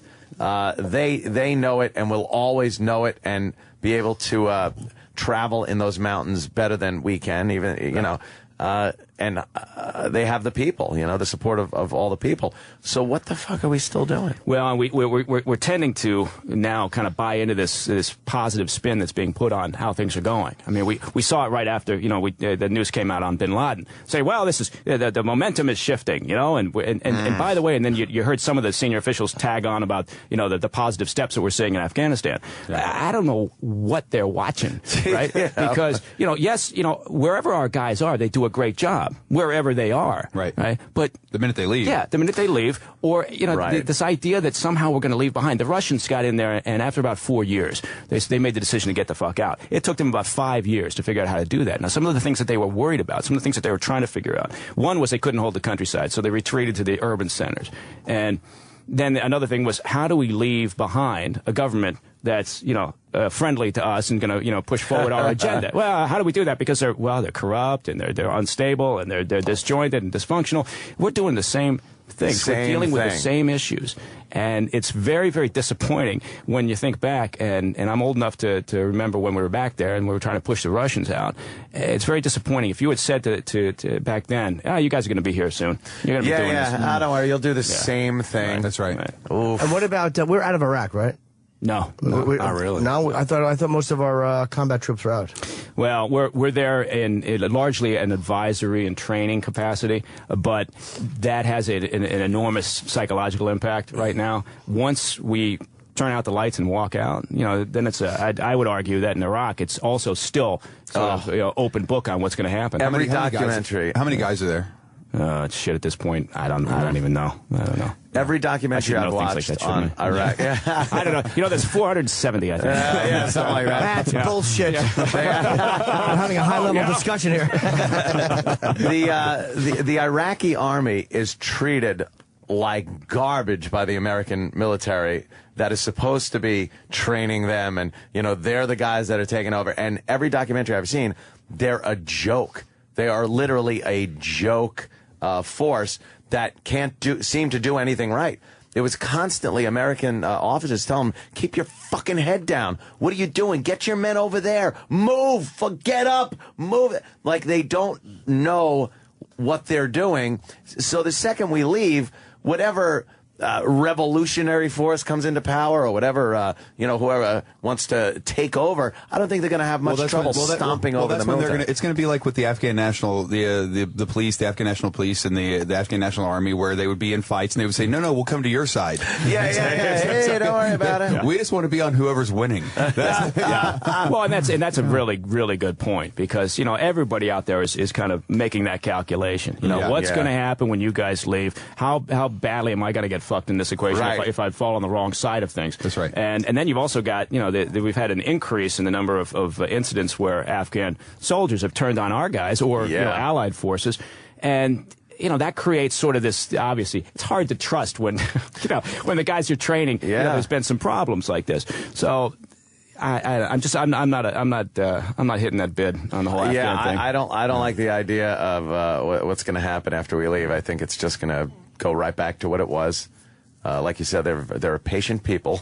Yeah. Isn't it just ego at this point? You don't want to look bad. I mean, after we left Vietnam, peace with honor. I know that. Yeah. I love that one. Peace with honor. Really? Hightail your ass out of there. Push the Hueys off the deck, and let's get the fuck out of Dodge. Vietnam came together as a country. They're fine. They're doing fine. They didn't. It's like. Well, they did. Yeah. They don't need us. But at that point, it was such like you could look at things now in the light of what we have today. But you look back then, that was a communist domino. Again, we would not want any country to fall to the commies, and that's why we did so much, especially in Southeast Asia and whatnot. But now, of course, there are tourists. You go there to Vietnam, you're like, hey, here's one of the tunnels. That's right. Check it out. It's a pisser. I mean, people actually go there. No, get in the pit. I'll take a picture. No, take my picture. Yes. We're doing the deer hunter scene. You sit there. Here it is. That's what's going to happen to the Osama compound. It'll just become Give it an enough attraction. years. Give it enough years. Don't be surprised. God. I thought we burned the whole thing down, but obviously we did not. I thought so too. What was the fire? Yeah, there was a big fire they were showing. Yeah, we blew up the chopper. There were some, because now they got soldiers on the roof of that place, just kind of, securing it. Pakistanis are over there now. They took over. Hey, what do you? Yeah, good. Yeah, take the empty fucking house. Exactly. We don't care. I know the governor in the Jalalabad, or the governor of the province there, wanted to turn Tora Bora into a theme park. Just no surprise. amazing. A flume ride. Unbelievable. Yeah, right through the mountains. You take a wacky picture, and all of a sudden your head winds up on your back. I know we're wrapping up with Mike Baker. I want to ask you about the conspiracy guys, because we got some audio of good old Alex Jones that we're going to play after the break. God. We're going to go in another direction here. He thinks Bin Laden's been dead for years. Of course he does. Blah, blah, blah, blah. They froze him up, and now they decided to do do this now. And tell the world that he's dead. Right. Put Ted Williams' head on his body. Yeah, he's a great ball player now. What do you think when you hear stuff like that? You know what? There's always going to be a small segment of people, strapping on their tinfoil hats and coming up with this bullshit ideas, and you're never going to be able to push them off that mark, right? Mm-hmm. No matter what you do, and so. You just got to deal with it. You say, okay, fine, that exists, and the more you respond to them, the more they dig in, right? Do you and think they should show the photo? You think the photo should be shown? Yeah, you know what? Honestly, they have to. They're going to have to. Exactly. They're going to have to. And it's not as if America hasn't seen worse on CSI. Oh my God! No, they're going to have to. I hear the next thing is the video of dropping them in the sea. That's going to be released. Yeah, that'll be oddly, that'll be probably an easier call than the headshots. Is this to shut up some of these conspiracy guys? Well, I think because, like we said earlier, it's not so much to shut them up as just to convince. I don't mean convince, but to show the world, not necessarily that batch of conspiracy theorists, because they're smart enough to know that's not going to change their opinion, right? Nothing will, right? No, but it's kind of to bring sort of a final, it is kind of, hey, look what happened around Look it. what happened to this guy. Because like we said earlier to start this, it wasn't good enough to just blow up the compound and say we got him. It was really important to get some footage proving we got him, some DNA, maybe some video, some still pictures, right? Right. And you know, that seems exhausting. Well, when you just want to go in and get the job done. Well, you know, it happens so quick, right? I mean, because you know, you take a couple of snaps, you know, you upload them. You got analysts sitting on the other side of the world. You know, they do the facial recognition. You know, they've got. I mean, it only takes a very short while. It takes a few hours, you know, to run DNA nowadays. You know, and we had DNA samples from family members, from some of his half siblings and kids. So you know, you run that. You got dental records and fingerprints. You know, you put all of that together, and aside from just the fact that you got the motherfucker, right? You know that, but you got to go through these other steps to prove it to the world. And when you release the picture of him dead, people will go, "Oh, that's not him." It's obvious. Photoshop. It's photoshopped. His eyebrows are different. It's like Saddam had all those people who would go impersonate him. That's just you could tell the bridge of his nose. So weird. So weird to see those death shots. Remember when the Saddam thing came out? Osama's brow looks different. Yeah, there's a hole in it. Yeah, no kidding. Obviously. I see a very nervous publicist outside, so I think Morgan's got to go. Yes, you got a busy schedule today, Morgan? Out, as they say. All day. He has a hard out at 7:30. Well, hard out. Well, I don't know how you do it, but you continue to make movies, sir. I don't know how he does it. I don't get it. Part of me is thinking That's a backhanded insult. Wait a minute. Part of me, like my whole life. We've known Morgan for a while. When Super Size Me came out, I was like, 10 years. This is a great movie, but is this a one-hit wonder? You're proving proving to the world you're not a one-hit wonder, sir. That's where I'm going with this. Thank you. And you guys got, come on, we got a documentary with collector cups. I see collector cups in here. Why not? What's your next movie? You starting to think of something? No, we already shot it. We shot it last summer. Jesus. He's pumping them out. Yeah, we're overachiever. Like I love, Like I love Comic-Con. Like I love comic books. So we went to San Diego Comic-Con and made a film about like all the people that go there. We followed folks in. It's great. We're editing that right now. Perfect. I love watching those, man. Perfect. It's great. Yeah, you guys will dig it. People are fucking weird, man. Yeah, very cool. Morgan Spurlock. Yeah, let's get him Thanks, out of guys. here. Appreciate it. Thanks for a great day, man. The movie's in theaters now. The greatest movie ever sold. Yeah, and they can go on the website, thegreatestmovieeversold.com, to find out where it's playing near them. Mike, are you plugging anything? Yeah, what you doing, Mike? Yeah, thanks, Morgan. No, you know what? Thanks, Morgan. Not really. Just big kudos to the agency and the team amazing, right? for what they've done. But no, I'm not plugging anything. I'm a simple person. I'm a simple man with a simple You got plan. the tie on. More TV for you today, sir? Yes, as a matter of fact, I'm all over the map. That's awesome. Yeah, good for you. Yeah, so I'm doing Red Eye later in the month. I hope you're on. I always have a blast when I appreciate you saying that. Yeah, I just did it last night, and it was an all Bin Laden special last night. Yeah, singing and dancing, and we had reminiscing. We had some of his old friends come on and talk about a variety show. Yeah. We're hoping Jimmy's going to lead a roast of the dead Bin Laden. We need a break. So Thank you, buddy. Thank you. Thank you. Thanks, guys. The Virus, Sirius XM. Follow the Opie and Anthony Show online. Facebook.com/Opie and Anthony. Twitter.com/Opie Radio. Twitter.com/Anthony Cumia. And Twitter.com/Jim Norton. This is the Opie and Anthony Show. We should do Don't Tread on Me today by Metallica. That'd be a good one. Morgan was cool to see again, huh? Great. Morgan Spurlock. Always a pleasure to see Mike Baker. Now we're going to take Mike the is other... Mike's all man. Yeah, he is. He wears panties, though, just to balance it out. Really? Yeah. From being too manly? Yeah, he's so manly, he's got to, dumb it down a little bit with some panties. You know what he'd be able to do, though? Huh. He would take the panties off. And strangle you. And choke you with it in a way that, you couldn't get out of it. Yeah, of course. Yeah. Of course. And your neck would go like... Of You'd course. snap that neck. Guy Fieri's coming in later. Cool. He wrote a 52-pound book. Yeah, it could be the heaviest book ever. Why don't you give it to Ozzy? Yeah, the book should be heavy if it's a Beatles book. How thick is the paper that makes this book so heavy? It's big. Holy shit. Yeah. Guy Fieri is, I don't know, he's a big star now, so I guess we got to get big stars on our show. It's important. Minute to Win It, that guy. And what was the other one, the food show? I've seen him on Food Network and shit. Yeah. Yeah. He seems cool. I seen that guy. I'm just not happy that the book weighs so fucking much. I'm getting a 6 tattoo because I used to be in Team 6. I ain't supposed to talk about it. Wait. You were a Navy SEAL Team 6? Yeah. Chip? Really? Yes, I was. You're not supposed to talk about it. Not, you know. What was if you are? What was the real name of the team? Huh? See, it's not really Team 6. It's just like what they give the press. What was the real name? Team 5. That's the real name. That's confusing. Team 6 is the one for the press. Did you ever cap anybody? Yeah. Who? Bunch of people. Political decidents. Decidents. I was over there. I saw the shit. You were in the shit? Yeah, doing some missions. I think Chip's lying again. I hurt my knee. Seals, what are we all swimming in with balls in our noses or something? Place was cracking up. Tooting horns and stuff. Yeah, but he's tooting a horn.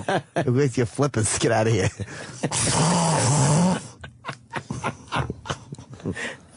Chip. We have more audio of an Obama-Osama mistake. Yeah. This time around. Oh, who did this? Mr. Glenn Beck. You have to give President Obama credit. He made the call. Although, I don't think, hey, yeah, let's kill Obama is all that tough, bin Laden is all that tough of a call, but I'm not the one in that seat, you know? Yeah, right. Yeah, everybody's screwing up. I was just saying before the break. Before he came back. I understand you got to politicize this shit. I understand that. But one fucking day, and both sides did it. And I'm not just pointing at Fox and Glenn Beck. Everybody was doing it on TV yesterday. It's like, can't we just all fucking just kind of relax and celebrate for one fucking day? Everybody makes it about, I know Alex Jones did his thing, and look, that's his gig. But wait a day or two is what I'm saying. But the self-centeredness of it, it's like, do you have to make it about you? Does everything that happens have to somehow get you some attention for yourself? It's fucking embarrassing. Shut up. Yeah, just like, you don't want to politicize it, but you can by, waiting a few days and then going to Ground Zero and giving a speech about it.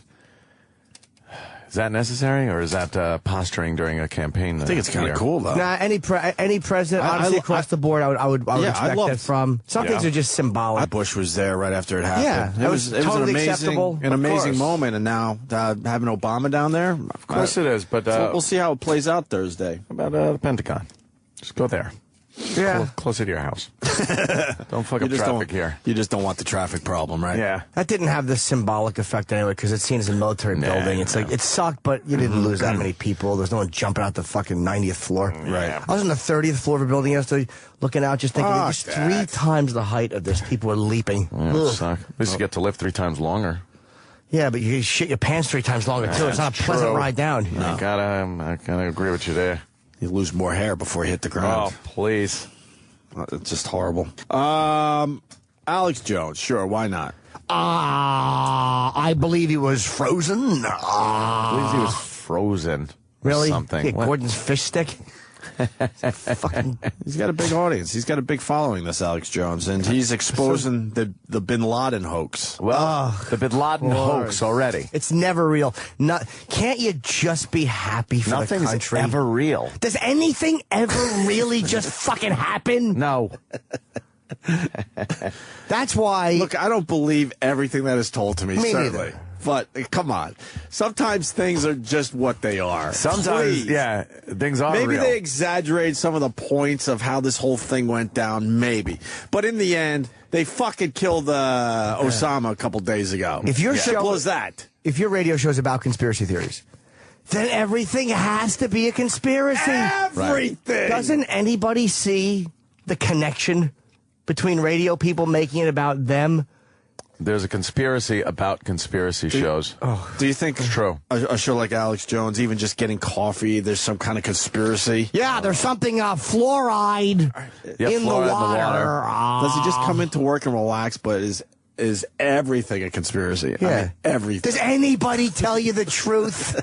It's all lies. No, he knows people that tell him the truth. He's got all these connections. Yeah, the big guy that came to him and asked him to spin it, and then I'm like, who was it? And they didn't want to name him. They can't name names. Right. They can never name names. No, of course not. Everybody else is supposed to name names except them when they give you something like some under-the-radar thing that happened, which boosters their image and their case and the strength of their point. But when you say name that person, they refuse to. And that was the best part of Jesse Ventura's conspiracy show, which is now, off the air, was he would have people on, so we would have to have their name. Mm-hmm. And if you Googled them, you found out they were like nobody. They had nothing to do with anything. Yeah. Fringe players, right? If that. Very French. If that. That Troy got me to watch that special where he supposedly revealed the JFK assassin.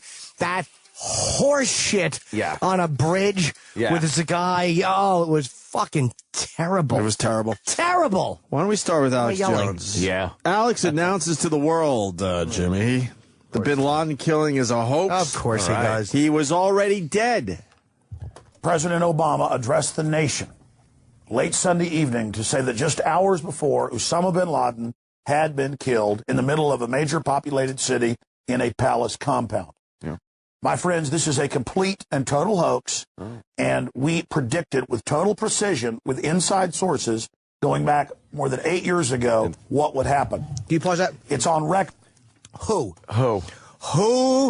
are your inside sources? I can't name them. Inside sources. Wait, you have people with knowledge of the cover-up of the murder of bin Laden or whatever it is 8 years ago, and you're not going to name them because what, you have journalistic integrity? Come on, man. I understand, you got your livelihood on the line, so you don't want to name names, but when it comes to the biggest fucking story that everyone's talking about in the world, it's time to name names. What do you have to lose at this point?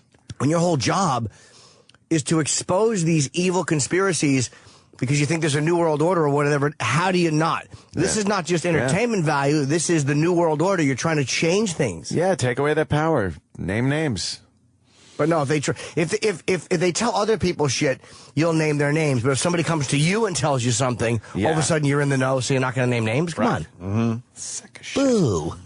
Exactly what would happen. It's on record that Steve Pachinik, who worked as the top deputy to Henry Kissinger, and who also is a high-level Council on Foreign Relations member. Kissinger. I stand corrected. Kissinger. He named a name, Steve Pachinik. Yeah. Who worked with Kissinger. Kissinger. Okay. How fucking long ago is this? Was interviewed back in April of 2002 and said that bin Laden was dead and that was on ice, and that in the future he would be used at a politically expedient time to bolster the government in the eyes of the people. Please, should you pause that? Can I ask, why is that guy more credible than the 10,000 people that say he's not dead? Right. Why is the one guy that worked for Kissinger credible? Why don't you look at that guy and go, what an ass? You just take his word for it, but everybody else and all the other information, you don't weigh that against one guy that worked for Henry Kissinger. Yeah. Why now to bring out Osama's body? It's not even close to the election. It's not even close to the election. Obviously, Obama's having problems right now in the polls. So, all right, so let's say it boosts the polls now. That doesn't mean shit 18 months from now. When you do it a few months out? Bush would have done it during his presidency because he knew he was a hated. For his legacy, he would have done it. Of course he would have done it. Right. And that would have guaranteed... on ice. Really? No, but that's what they did. That's what they did. They saved him for the third year or the second and a half year of a Democratic presidency, which is not going well. Well, now let's do it right before the correspondence dinner. What the fuck are you talking about? That's really funny. What's his name? Did great with that, huh? He was great. Seth Meyers was great. Seth Meyers, right. That stupid Donald Trump. I said it to you before the show. I loved your tweets yesterday, Jimmy. Fucking Donald Trump's at this thing where it's supposed to be loosey-goosey, a bunch of laughs, and this guy can't laugh at himself with his pursed lips and everything else. I can't... I used to be very, hey, he was okay. This last few months has really made me really dislike him because... Seth was funny, man. Absolutely. He talked like he had marbles in his mouth. You fucking fat-faced, pursy-lipped idiot. Stop trying to be intimidating with your dumb stare. Stop it. I don't work for you. You're not making everyone nervous. Yeah. What a baby that guy is. Yeah, the shots of him in the crowd were unbelievable. What a baby. Why go to that event if you didn't feel like laughing and having a good time? I'll tell you why. Stay home. He tried to play in the real political arena, and he was dismissed as he should have been during a real speech. Yeah. When Obama referenced him as a sideshow and a carnival barker. Fucking embarrassing. Stop it. Stop with that dumb, intense look on your face. Alex Jones continues. Madeleine Albright, we remember her. Oh, of course. And more unnamed sources say bin Laden was already dead. Then Madeleine Albright in 2003, on December 17th, went on Fox News program and said that he was dead and on ice, and that the Bush administration was thinking about rolling him out during the 2004 election if they needed it. But then because of that coverage, the inside baseball was they didn't. Now, even before she went public, a year and a half after I first broke this news, I had a White House source here in Austin, Texas. You know, a lot of folks live here in Austin, but we're also in the Bush administration because they came from Texas. Bush had just been governor here. And I was told by an extremely high-level White House source this information. Separately, I then confirmed through another White House source here in Austin through a separate party.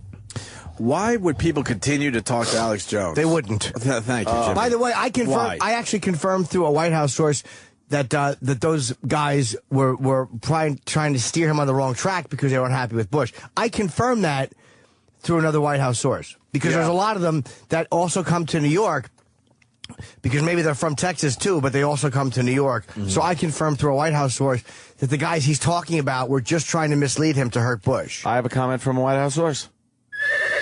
There it is. And I have a comment for that.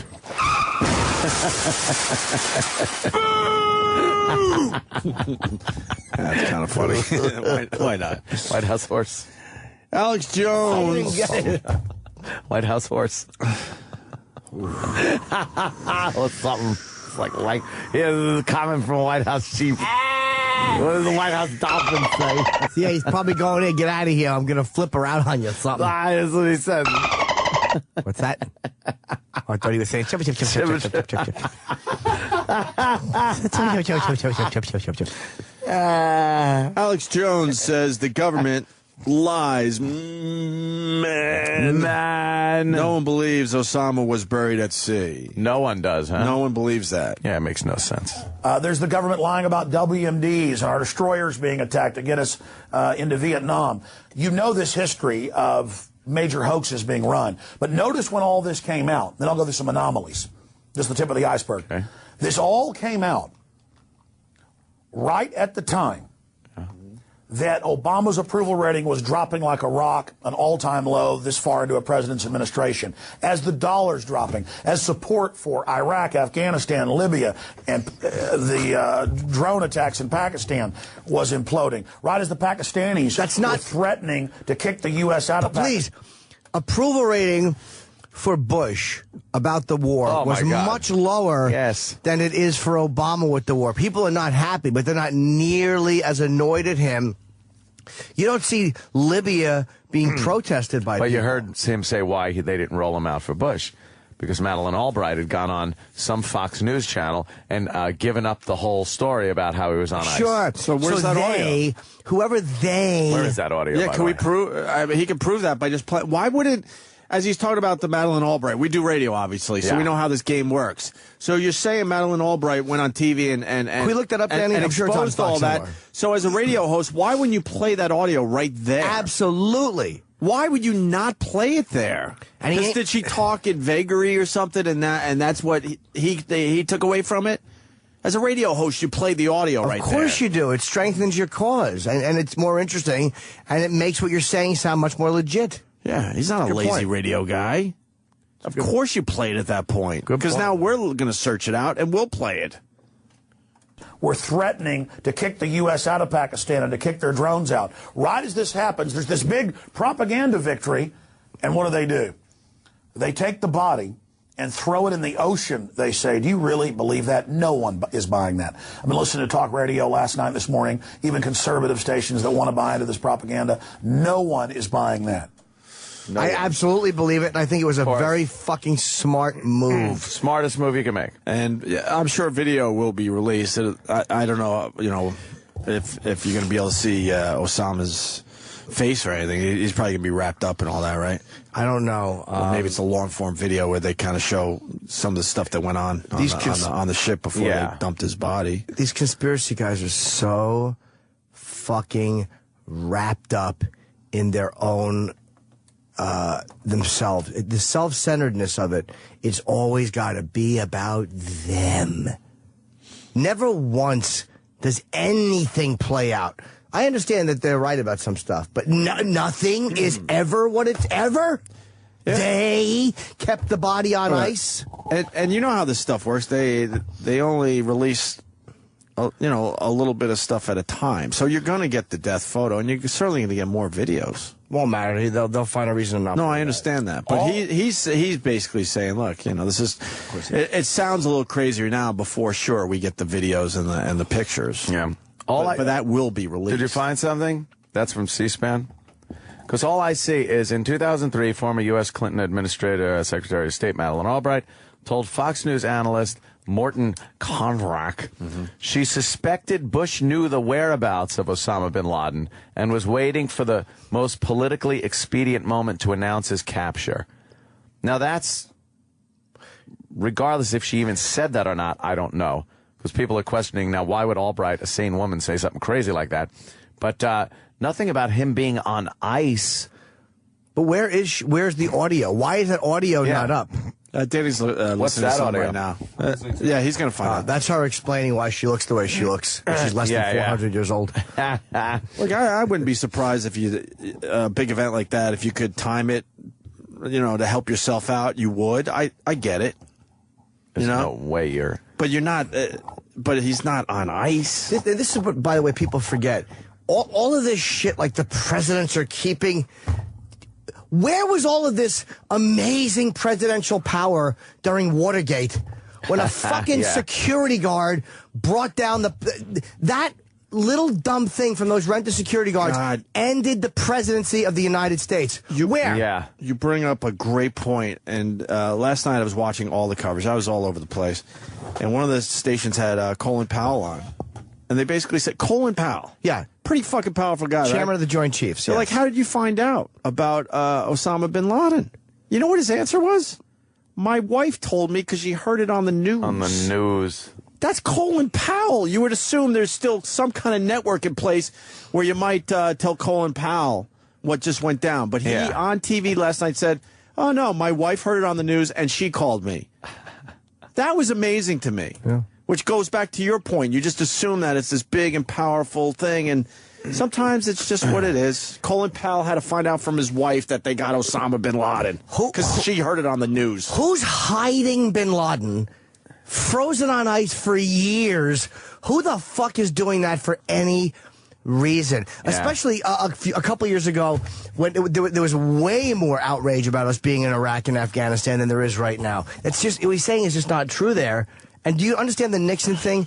The president had to resign his office because they could not control that little... And information was not passed back then the way it is right now. Mm-hmm. And that spun out of control. Bill Clinton almost lost his presidency over getting his dick sucked. Yeah. They couldn't shut up a fucking fat girl who took a load on the dress. Right. The most powerful guy on the planet could not shut up her or her fucking fat friend Linda Tripp. Yeah, why aren't they found dead somewhere or disappeared? They can. The president's murdered JFK. Oh, that's easy to cover up. Bin Laden on ice, they can cover that up. Fat chick sucks his dick. Yeah, why don't know what to do, boss? Yeah, why allow her to live? God, you're right. Stupid intern. Are you kidding me? If all this shit goes down like some of these conspiracy guys think, she would have been long gone. Look at what's happening to that fucking ugly Linda Tripp would have been long gone. Of course she would have. Or in England, who's the guy? It would have been some kind of hiking accident, I'm thinking. A little pusheroo. Would have gotten rid of her somehow. Of course. Well, you don't think that when Colin Powell was in the UN saying that they had uranium, that was definitely uranium, when it would have turned out to be a good humor truck? Yeah, they couldn't plant it. It was only our guys there. These guys drive me nuts because they only will talk about it one way. They never look at any evidence. Do you find it fascinating that's how Colin Powell found out? It blew me away last night because he's not in this circle anymore. No, I understand that, but you would just think he would be close enough where someone would give him. I mean, when a dumb radio thing happens, we get calls, right? Yeah. Because we're in the business. You'd think he's still kind of in the peripheral business, and it turns out, no. They really clammed up on this one. Huh? They really clammed up on this. Yeah, no. 9-10. This is the same government that's constantly caught lying. But conveniently, his body is now out in the ocean somewhere, buried at sea. But it gets worse.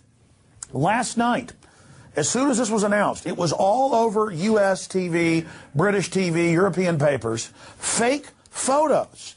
And as soon as I saw it, I sent text messages to Paul Watson and others and said, "Hey, asshole, it's the that's one Photoshop picture. We all know it's fake. That didn't come from the government. No. Yeah, somebody fakes a Photoshop. What a fucking asshole. And the media did go with it at one point, maybe, but they're assholes. Yeah, they're idiots. But something like that starts as, somebody blogs It was it. just somebody doing it, and everybody started passing around going, look, it's the picture. And then quickly yesterday, a lot of places said that's a fake photo, Alex Jones. Yeah. You know that.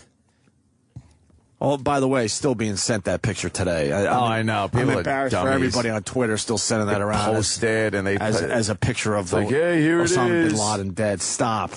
You're embarrassing yourself. I sent text messages to Paul Watson and others and said, look into this. This is the same fake bin Laden dead photo that's photoshopped of him that we saw years ago. And so digging into this, we've learned they claim that they've killed him 9 separate times. But obviously, this is the big presidential announcement. They claim that they've killed... Who's they, and where's the audio, if there's audio that exists? They've said they thought they had him. Right. They also said that about Al Zarqawi when they were chasing him. They thought they had him when they got his laptop one time.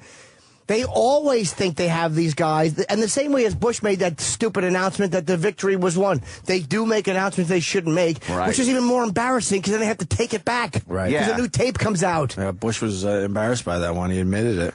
Mission accomplished, right? What happened the 9 times? Why didn't they just... Well, if they had 9 times, what was this all before they actually had him on ice? Yeah, why didn't they roll them out, as you said? Big presidential announcement. They claim that they've killed other al-Qaeda operatives over and over again.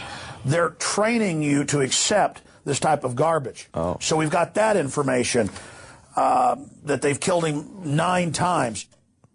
It's got to be hard, look, in fairness to Alex Jones, to fill 20 hours a week of conspiracy radio. Nothing but conspiracy. Well, his mistake was making his show all about conspiracies instead of it being a part of his show, right? Yeah. Because now there's more to talk about. You make it a part of your show, then you can free yourself to talk about stuff about that other shit. Is black and white.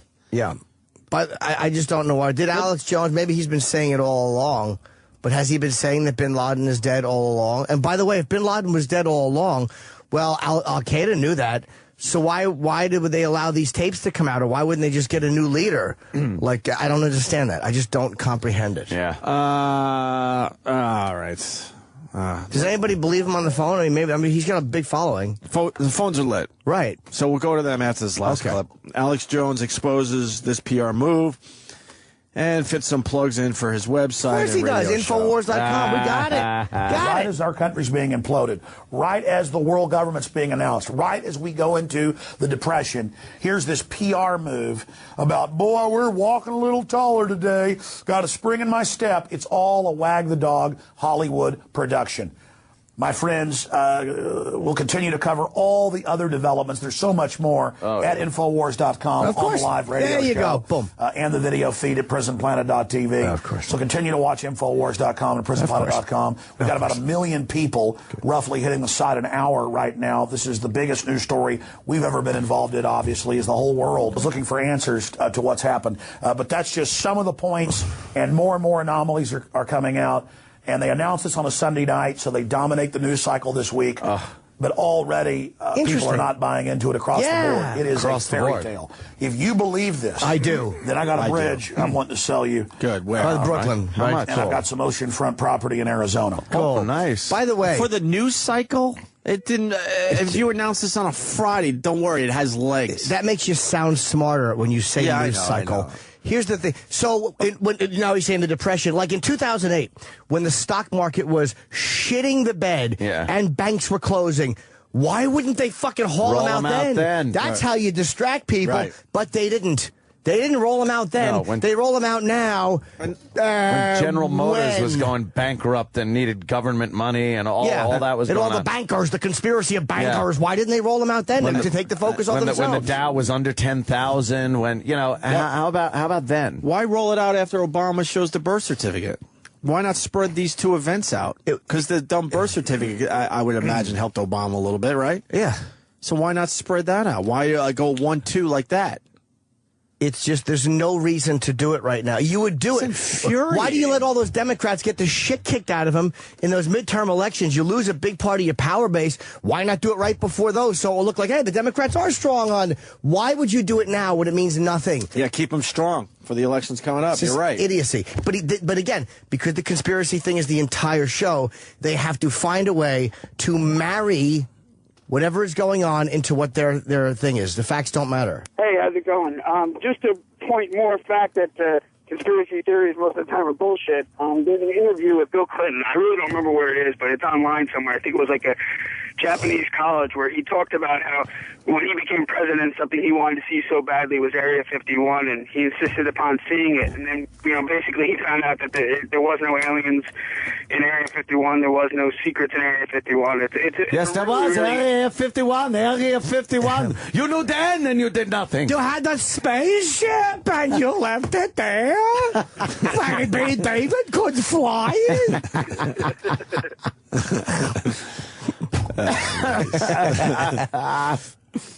You know nothing. There was Caulfield, the fish on the plane. Air Force One, very nice. Very nice. Judd. Got someone on Twitter saying Cheney said yesterday on Fox News he learned about it in the newspaper yesterday morning. Yeah, just weird that those guys. No, he didn't. He's so full of shit. That's where Cheney's lying because Bush got a call from Obama. So Bush would Don't call tell me Cheney right away, right? Cheney didn't know. Bush and Cheney not. Maybe Cheney not wasn't on the best of terms. Oh, really? Yeah, probably didn't call him. Maybe not. Oh, really? They're not? No. I didn't know that. Yeah, not on the best of terms. I didn't know that. Hey, one of our guys believes this shit. No, he doesn't. Troy does. Troy likes conspiracies, but I don't believe that Troy actually thinks that Bin Laden has been on ice. Get Troy in here. And I don't want Troy to adjust his shit because, we just beat up Alex Jones for 15 minutes. I want his take on this thing. All right. I like Troy. Here comes Troy. Troy Kwan. Troy. There it is. Don't adjust your shit now. Okay? I want to hear your take on this thing. We should have had you in a soundproof booth so you didn't see hear the Alex Jones stuff, but...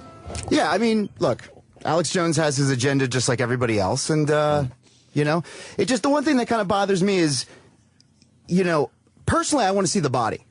I want to see it for myself. I believe we're going to see that. You mean have it lay in state somewhere so you could file by and look at it, or a picture? Well, this guy orchestrated one of the greatest terrorist attacks on our soil. Sure. Yes. And all of a sudden we care about he did this in the name of God. We didn't care about his religious beliefs. He did this in the name of God. Right. And now we're going to respect his beliefs? I don't believe that either. We use that to our advantage. Yeah, we said this earlier. That's the lie. That's the bullshit. That's the bullshit, because then no one could question that. We did what was supposed to be done for his faith. Do you think it would be nice to have his body laying around somewhere so that people can use it as some kind of a rally point for a martyrdom thing, or a shrine? It would be a focal point. And people would go to it, and it was just, now he's in the wind. He's nowhere. You ask anybody that's lost a loved one and has never been able to recover a body, it's probably the most frustrating thing that they don't have a place to go to, put flowers and kind of feel like they're closer with that person. It's a perfect thing for this government to have done. Genius move. Why wouldn't you guys drag the guy's body through the streets of New York? No, you can't do that. Because that's good then for a that movie, makes but we don't do that, man. That makes us. It's just convenient that it just. It disappeared. No, but it's in the ocean. Don't you think that the strategy of that is genius? Like, the government's not interested in posturing. Like, don't you think the genius of not giving a rally place? And if you take him alive, then all of a sudden, every fucking radical is pulling in hostages, demanding the Sheikh's release. Him. It's a no-win. Or we kill I don't know, man. I look at it a little bit differently. You know, I think that people would like closure and like to see his body and what he did and send a message to every motherfucker that thinks about fucking with this country. I think the government understands that too, but it also realizes that that's a big risk. They'll release the photo. They'll release the photo. They'll release photos. They're going to release videos. I have no doubt. It's unfortunate that the news is playing it up like they're talking to some of the victims' families and like, well, my loved one didn't get a proper burial, so. You know, but that wasn't the government's intention. They were using that to their advantage to make this whole fucking thing disappear. Make him disappear. And He's now, gone. He's gone, man. And now that's a frustrating feeling for a lot of people. And it takes something. It takes something away from these radical clerics, who they want to spin this some way, but they can't spin it negatively, like about certain, because the body, like, they know that Islamic law was quote-unquote respected, so they can't say, where's his body? Right. We want his body, because they know that, hey, look, they buried him within 24 hours. That's what you guys want. And it kind of puts them in a place where they have nothing to say And about we wouldn't win the other way, because people say, oh, wow, you don't respect our religion. You know, he should have been buried within 24 hours. So it's almost a no-win situation either way. And I hear you. It's just, but with that said, they realize, wow, we could take advantage of this. Emotionally, I agree with you. Would we love to see this cocksucker dragged like Mussolini? But Hitler's body was never taken. We know Hitler's dead, but his body, where's Hitler's body? Oh. Burned up in a bunker. No, he's dead now. Argentina. He's dead now. They have a skull, don't Old they? age. Yeah. I don't think they do, no. I think they do. I think they do have they a have skull Hitler's somewhere. skull? There's rumor that the Russians had it. That's a for rumor, quite but a I'm saying while. it hasn't been... I don't know. It's always one of those things that people, is it true, is it not true? We'll just check for the mustache. Yeah, check his skull for mustache. See if the mustache. Hitler. There's Hitler. So he's alive and well. He's hanging out. Yeah, he's in a cafe. God, that guy looks like him. Troy, what's your other issues here? With what? With this? I mean, that's pretty much it. Look, I don't get too deep into what Alex. I like Alex Jones. I think he's great. I think he's entertaining. I have a problem believing anybody. I have a problem believing people that I associate with every single day.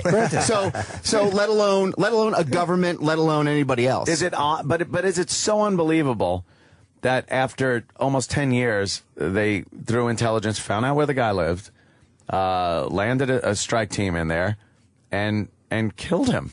It's a little hard to believe, because we're the greatest country in the world. You tell me it takes 10 years to find the guy? Well, yeah. But no, do you see what Troy said? And I know what you mean.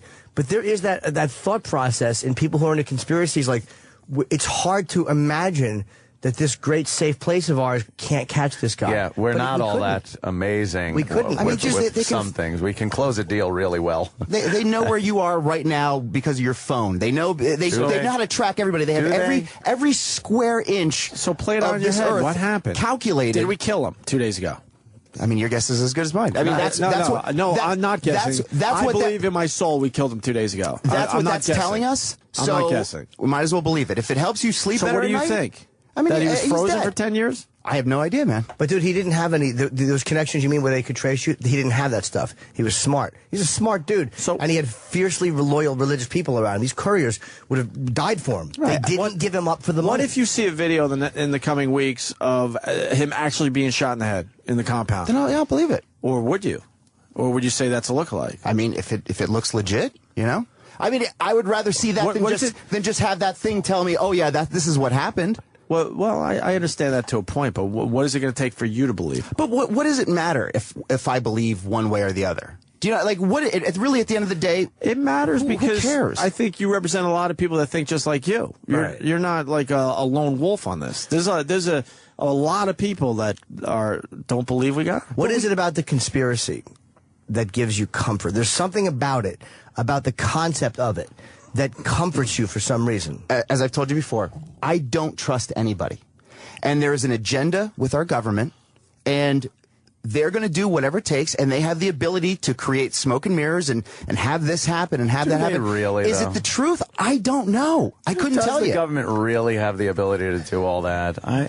There's too many individuals. They're not a Borg type collective. There's too many individuals that love talking. People love a good story. They love talking. So how is secrets kept? They're not. Like Jimmy brought up Watergate earlier.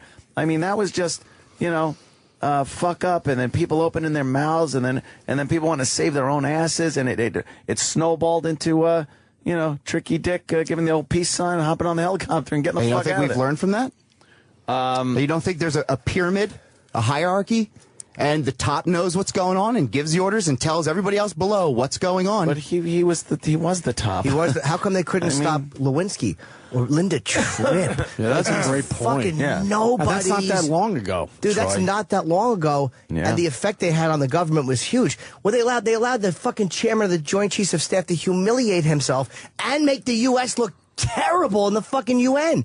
They couldn't control that. Like, when people look at all of these major things that happen, and the conspiracy guys never balance that and go, oh yeah, that type of shit does happen there too. How about Iraq just fly into the middle of a barren desert that we control every inch of, fly in a few drums of fucking nerve gas, bury them in the desert somewhere, and then say, look what we found, complete justification for the war. Why not do that? If they're such liars and so good at cover-ups, why have to come back with the tail between legs going, wow, we found fucking nothing here. We look like idiots. When it would have been the easiest thing to say, we found nerve gas, here it is. Yeah, then you look good in the eyes in front of the whole world. You probably do get a coalition of other countries to help you because they like, okay, at least the U.S. found it, so we don't look bad helping them. And he was known to have used nerve gas against his own people, so it wouldn't have been out of the blue. It would have been something like people would have went, oh, wow, yeah. But we didn't. We went, we told them we couldn't find it. Change the reason for the war, democracy. I'm going to go with Troy for a second. Maybe Obama drags out Osama's frozen body now because he wasn't invited to the royal wedding. Perfect. That's it. So no one's talking about the royal wedding anymore because Obama was pissed. He didn't get the invite. It's all about the. I don't believe everything I see on TV, Troy. Certainly. Yeah, I mean, I think some of the details probably exaggerated. Certainly. And look, I believe we landed some choppers and fucking shot that motherfucker in the head. I'm not trying to sell you guys on anything. I completely believe that. Everybody's entitled to believe whatever they want to believe. Whatever helps get you through the day. Whatever helps get you through this life. But it's not helping getting through life. It's the bad guy, the boogeyman's dead. You know what I mean? Here's the thing. When you say whatever helps you sleep at night, it's not helping me sleep at night. It's just another thing that I heard. It's helping you sleep at night. To think that you're so fucking up on this, that you are a part of this elite group that knows, man. We're just sheep, and it doesn't help me sleep at night. I could give a shit. I sleep just fine, but for you, I'm saying to you, it helps you sleep at night, thinking that you know something that all of us are too dumb to know. I'm not saying that at all, and I'm not researching everything and telling you all these facts of this guy said this and this guy said that. I question what is being told to me, and I don't have to believe that. Let me ask you this: why now? Let's say Osama was frozen. Mm-hmm. Why bring it out now? I mean, I don't know. I mean, your guess is as good as mine. But you live in that world, so you should research. You want to know why? Stuff. Because. Why now? Because logically, it would seem like Jimmy had a couple options, or certainly closer to the election. Mm-hmm. Well, people are sort of not going to. How can I explain? It's not going to be as hot when it's close to the election as it is right now. Yeah, I have so much going on in my own life. What does it matter if I research it, other than to, I mean, I'm so busy as it is, so. I don't need to add that to my life. Don't you want to? That's the kind of you're kind of making my point for me in a roundabout way, is that conspiracy becomes this thing that people marry themselves to. Like when the Pentagon, I thought I saw loose change, whatever. Hey, there's a couple of really good questions they raised, because they do raise good questions. Sure, I didn't have the knowledge to go against it, but just because I don't know it doesn't mean it's that way. Right. So I remember talking and saying, let's get those guys on and let's see what they have to say about this, because they raised a few questions in my mind about that fucking plane hitting the Pentagon. And then I listened to them. I listened to other people. I saw photos. Ant went through a brilliant thing about when they all the things that they got wrong. And it was like, you know what? I weighed both sides. The fucking loose change guys are full of shit. They're wrong. But I wasn't afraid to weigh both sides. Why are conspiracy guys afraid to, like, why go, it's a conspiracy. I don't want to know. I don't want to research. Well, like I did my homework on that, and I really did look at the other side, and I really did listen to them, and I just didn't buy what they said. I want to clarify. I've never come out and said I was a conspiracy theorist. I just don't trust anybody. That's what I've said from the get-go. Trust issues? Yeah, extreme trust issues. I trust no one. Why is that? So why? That's the bigger issue. Why? Who know. touched young Troy? Who was supposed to be a person in your life who was good? And just gave you a little fucking... supposed to protect you. Little tug. Yeah, maybe a little tug. No, I don't know. I mean, it's trust away. I do love that Jimmy thinks every single person in this room was touched. He brings it up a lot. Of course they have. Danny just said, Of course they have. Loose change guys have had to edit and re-edit their movie due to new information. Oh, really? Of course they have. It's That's embarrassing. Good. Yeah, you have to mold it into the facts. You got to mold your conspiracy because the facts have come out. And please. But I mean, you look at something like 9/11. Okay, cool. This is what they tell us has happened. Okay, fine. Black boxes. Where are they? They're gone. They just disappeared. But we found a passport. It's just those little things that you're like, oh, really? Like, how does that all make sense? You know? You know, it makes sense. It's probably easier for a passport to survive than black boxes that survive than a black everything else. Why couldn't they just program a black box? Why you wouldn't believe the black box easy? Because they would just, dude. If they could orchestrate what these people think that they've orchestrated, you think they couldn't fix the black box? It would prove their case. They have air traffic control radio you can't back tell and me forth. That doesn't make sense. A black box. They found nothing. There was rubble and dust. So all that shit that just turned into desks, computers, chairs, bathrooms, everything turned into a fine dust. People, just dust. They didn't find shit there as far as, you know how much office equipment was in the World Trade Center? They didn't find any of it. It doesn't mean that someone secretly removed all the furniture the day before. It just means that so much energy was being expelled at that moment that everything turned to dust, including the plane, the black box, except the only the things that passport. lived.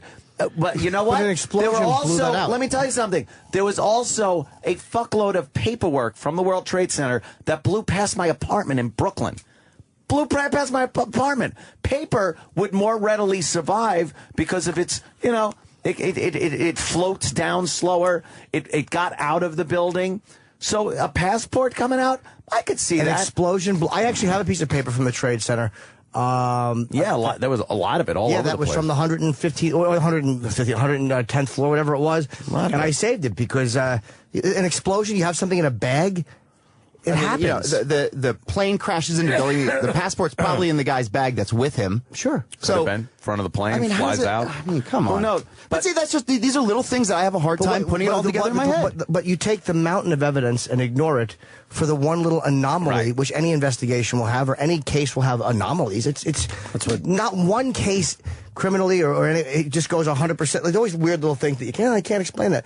But like a conspiracy will take that little grain of salt and use it to somehow explain away a mountain of evidence from the other direction. Right. And that's why I can't buy...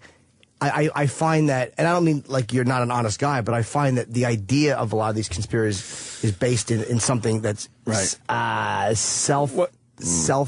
word? Not selfish, but there's a self-motivation there. It's comforting them. It's doing something for them. Getting back to Osama bin Laden and Alex Jones, why didn't he play the audio of Albright? I mean, I can't answer that for Alex. But you work in radio, obviously. Yeah. So if you have this evidence, why wouldn't you play it for your listeners to really hammer your point home? That would make sense. Do you have it, Dan? And also, really fast, too, there was another point by Alex Jones that I want to make clear. He says, and they did it on a Sunday to get the news cycle. No one was awake on the East Coast. Most of us were in bed. Do you really think they need to announce it to get the news cycle? Of course. Monday morning as everyone's getting waking up. It's going to make the news no matter It makes the morning newspaper. That's what it did. No one cares about the newspaper. You know what? Everyone reads the Drudge Report and Huffington Post. That's immediate. They love these pictures, though. Everyone was celebrating in the middle of the night. Kenny picks me up. I'm like, wow, I really thought, stupid me, because we work pretty close to Times Square. I'm thinking in my head, we might have a tough time getting in the building this morning. They're still celebrating. Guess what? There wasn't a soul in Times Square when we pulled up at 5:30. Not a soul. So if you're going to orchestrate this thing, wouldn't it be Monday morning? Now you got Times Square packed all day, Ground Zero packed all day. I would think this is probably having that, but it's probably more important than having people hanging out in Times Square. I'm just going with Alex Jones and said, perfect news cycle. It wasn't a perfect news cycle when the news hit at 11 o'clock on a Sunday night. Yeah, but it was just in time enough to make the morning papers. No, it wasn't. No. It was on the papers yesterday. It was, but it was more of a pain in the ass. They had to call people back. As a matter of fact, I believe the Wall Street Journal didn't have it because they couldn't get back and redo their paper. But dude, the news Most papers were able to do it. You're right, but some papers were not. But it's not. It wasn't perfect timing. It's not 1965. Most people, everyone goes to the Drudge Report and the new papers now are they're a day behind on everything. Oh, yeah, they are. Like, it's not the old days, man. It's all immediate news on the internet. I realized, we've been preparing for this radio show for many years by reading the newspapers. I realize I now just do it out of habit because I'm looking at stuff going, I already know this. I know this. Like I have ESP or something. I don't know. I'm like, I know all this stuff already. Why is it in today's paper? You're supposed to get new stuff. News. That's why they call it new. Right. Nothing's new anymore in newspapers. New. It's old paper. That's a good one. Former Secretary of State Madeleine Albright, we said it before, told Fox News analyst Morton Kondrak yesterday she suspects President Bush knows the whereabouts of Osama bin Laden and simply is waiting for the most politically expedient moment to announce his capture. Kondrak made the announcement about what Albright told him backstage before an appearance on another Fox show on Special Report with Brit Hume. So she never said it on the air. This is this guy saying what Madeleine Albright said backstage. Right. And he's saying that she said it on a Fox News interview show? Yes. So maybe there's no audio of it. Right, there's no audio of it. So maybe either A, she believed it, or B, she says like, oh yeah, he's probably just waiting to, knows where he is, waiting to jump got on him him. on ice, and he'll break him out when he needs. After some further reading, it said that when she was asked about those statements that she had made, she said that she had made them, but she was clearly joking. Yet Morton Kondrak, or whatever his name is, claims that there was no sign of a smile on her face. You ever see her face? Purposes. No sign of anything there, but no, that's who she's going to say it to. You need moisture to smile. Yes, moisture's gone. That's who she'd say it to for real. That guy from Fox who would talk about it. That's exactly how it would work. But brilliant, Alex. But Alex takes that and lies. Sure he does. And says it on a Fox News program. I guess technically it was a Fox News program. She was getting ready to go on. Because his fan base isn't going to research this. They're just going to repeat what he said to other people. But why all of a sudden is this guy from Fox credible now? Now, why all of a sudden is Alex Jones saying that Fox is a credible source of news? I realize Fox is opinionated, but why all of a sudden when Fox is nothing but a propaganda machine to that guy, now, because she said something backstage and this guy repeated it, now all of a sudden Fox is the most credible place in the world? It's bullshit. I could almost believe if Bush knew where Osama bin Laden was, he could use it to his advantage politically, almost. But there's also incredible risk if he fucking blows it. Yeah. If all of a sudden, Osama moves or what have you. What have you. When you're what hunting, has you, excuse me. When you're hunting the biggest enemy of the United States, you have military commanders to listen to. There is nobody you can sit down with and go, hey, look, I'm not doing well on the polls. These guys have soldiers being blown up. They don't give a fuck. These guys go way beyond the polls because, again, the conspiracy theorists want it both ways. They say that the president is kind of a puppet and being told, but then bin Laden is fucking captured and make it look like the president orchestrated it for his own good. So which is it? And I believe they got a lot of video and pictures right now, but the administration's going to take their time and spread this out a little bit. And they watched it. Because they're going to take advantage of it now, yes. Why wouldn't you? Why would you put everything right up front? Like, here's everything, boom. Just release it a little piece today, a little piece tomorrow. Take the weekend off. We'll do a little more on Monday. I believe that shit. Sure. They're going to take their time with it now. But I guess Fox is all of a sudden, I guess today, because Madeleine Albright said something joking backstage to a guy who I'm sure that she would have confided in, because that's what you do. You confide with a guy on Fox backstage. Like Jesse Jackson when he said Hymietown to a reporter and couldn't believe the reporter, Milton, whatever his name was, went public with it. Like, do you think these people are that stupid that they're going to say something? She was having a moment with a guy joking around, and this motherfucker took it and made it about himself. And guess what she just said? The fuck out of here. Alex also says the birth certificate's bullshit. Yeah. Of course it is. What's his issue there? Well, I mean, there's a whole list of reasons why he gives, I mean, starting with he was said as black on the birth certificate. At that time, you would have said Negro or he said African, I believe, on the birth certificate, and at that time you would have said Negro. And there was a couple other things that... But even, like, the Republicans have backed down from that issue. This is just what he said. I don't know. I love hearing it when you guys mix it up with him. I really do. Don't you think it's interesting? I'm not selective, like, in the way I process information. That's what bothers me about conspiracy guys. They're not, to me, they're not straight shooters. They fucking don't process it the same on both sides. Mm-hmm. I don't discount everything that looks weird. They discount everything that doesn't go with what they want. And thank you, Nathan Brimmer on Twitter. Wall Street Journal gave out free papers yesterday because they didn't have the fucking story. So, like, here's a free paper today. We fucked up. We didn't get it out in time. And it's like no one gives a shit about the Post. I mean, the news cycle. There's 24-hour Fox, CNN, headline news are 24-hour news machines. That is a great point, but also an Osama bin Laden dead thing, it goes way beyond a news cycle. Of course it does. We'll be talking about this for months. But again, he had to explain why it got announced. Instead of going, this is when it happened and this is when they announced it. Again, when you're in that world, it's all about you, and somehow taking that little grain of fucking salt and fucking ignoring this mountain of evidence. So you have to make it about you, and that's how you explain it. I want to get Roger on from Hartford. Right. Welcome aboard, Roger. Hartford. Roger, what's up? Good morning, buddy. Roger. Hello. So, Jimmy, do you think it's outside the realm of possibility that all the details of this are as they're being portrayed? It depends. No, like one detail I think could have been betrayed differently, unless maybe the video will say. It wouldn't surprise me, like I said, if his own bodyguard had killed him for martyrdom because he didn't want to be captured alive. That was a fact I said immediately. Could have been not true. I don't know for a fact if it is or not. Okay. So I guess the only point I had was I wasn't understanding your argument, for one, and secondly, I think it's a little curious, just slightly curious. Obama just started a re-campaign to fund his campaign exactly 10 days ago. We also knew that the Pakistani government was very close to finding this guy. They've had him pinned down since August. There were rolling blackouts in the area by the Pakistani government. It's usually the tactic and the strategy you would use, like getting indoors, that sort of thing.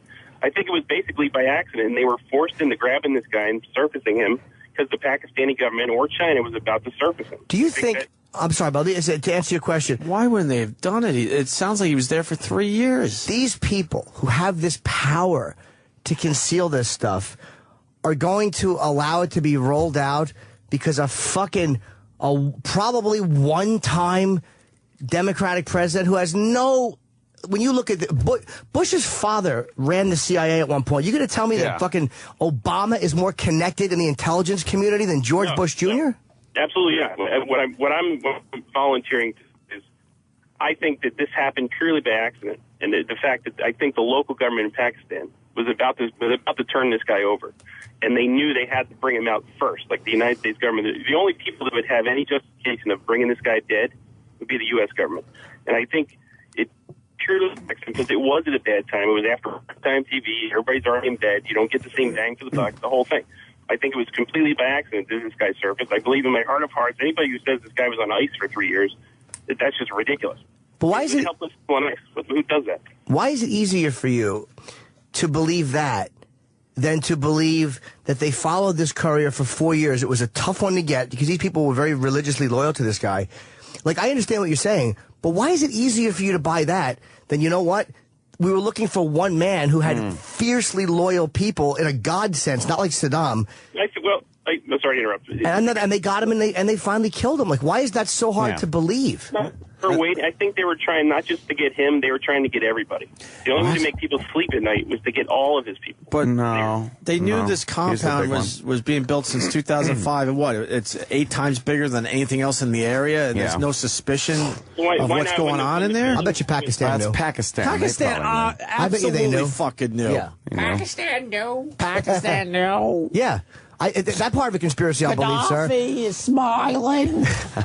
I believe that there were people in the fucking Pakistani intelligence community that knew. Absolutely. Yeah, let's go with this thing. So they use this to Obama's advantage, let's say, okay? Well, what if it comes out that Obama knew anything and this was all pre-planned? He's fucked. Everyone is So now you ruined. have to take that chance, too. Hey, you've never watched cold case files, dude? Some of those fucking cases are 10, 20, fucking 30 years old, and they find these motherfuckers, and it's like, well, what took them so long?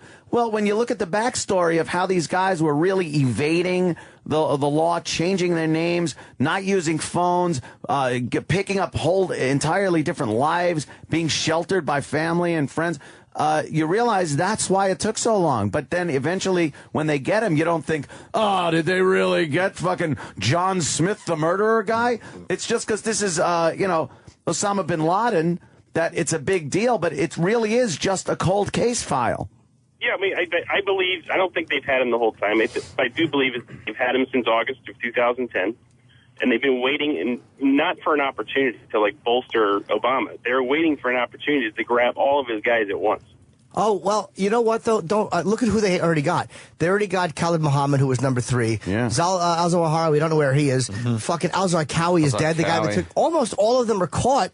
If you look in the paper today, all of them are caught except for the Egyptian. And who's the other guy? Al-Awlaki, who I think is in Yemen, and we already have fucking targeted. Is he the American one? Yeah. But who else are they going to get, bro? I mean, they've already gotten most of the major players in 9/11.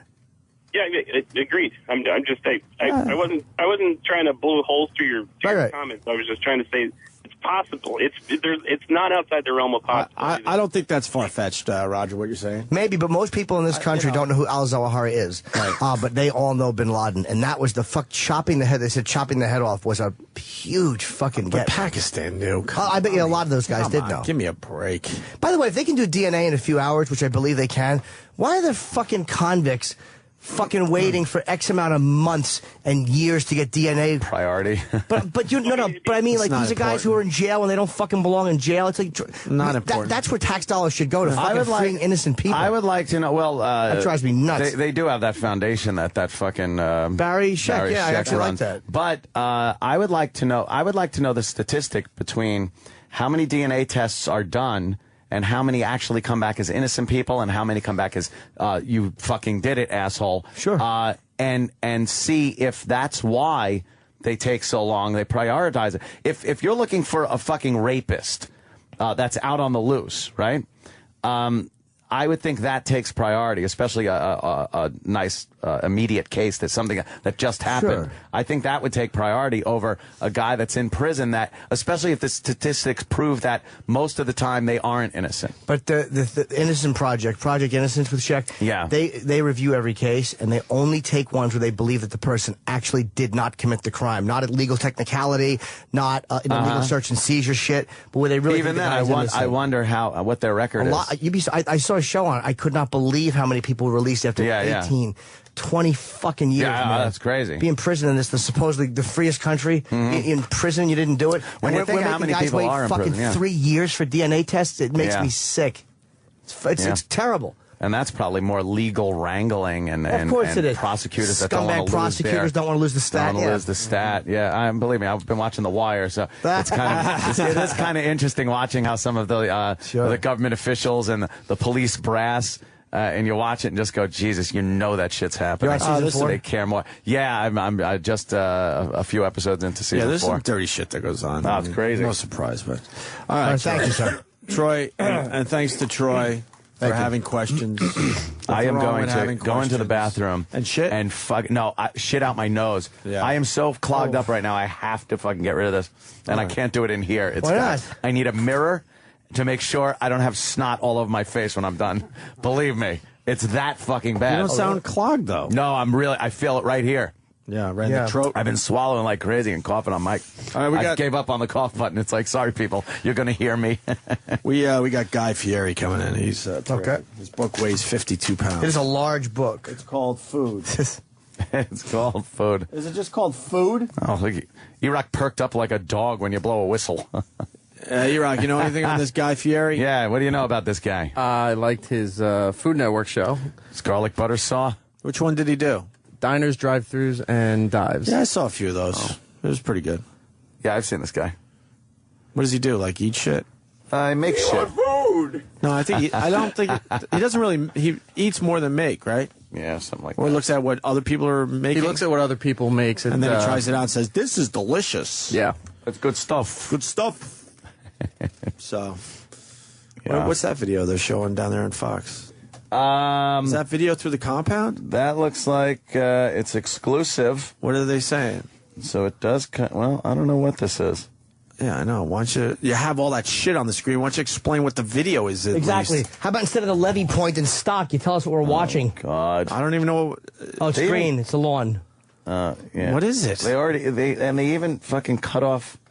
Is that part of the compound? Exclusive. Exclusive of what? What are we watching? I don't know. Well, they assume most people watch I see a big wall. Oh, yeah, there's that's the bloody blood. bed. Oh, This boy. is. I think they got him in the bedroom or something. There's a new video. He's like, "Rise and shine, asshole." This is after he was already gone, though. I just like. He's going for the alarm clock. I just like knowing that I had a much nicer apartment when I was doing shitty overnights in Buffalo than Osama bin Laden had at the end of his life. Did I say it again? Yeah, no. I said it right. Yeah. Okay. Said it right. I know. My apartment was way better. I was making $14,000 a year. Poor guy. Guy Fieri's coming in.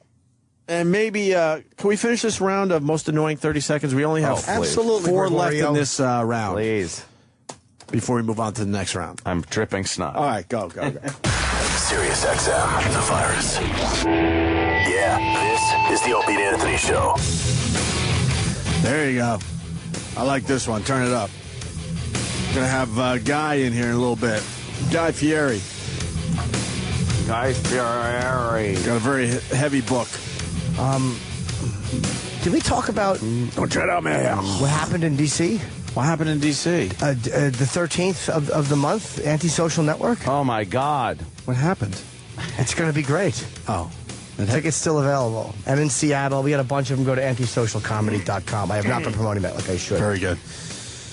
Hockey taking a back seat, but the Bruins beat the Flyers last night 3-2. Yeah, it's hard to compete with. And someone almost paralyzed himself. I forgot his fucking name. Did you see that Christopher video? Reeve? No. Oh. Christopher Reeve.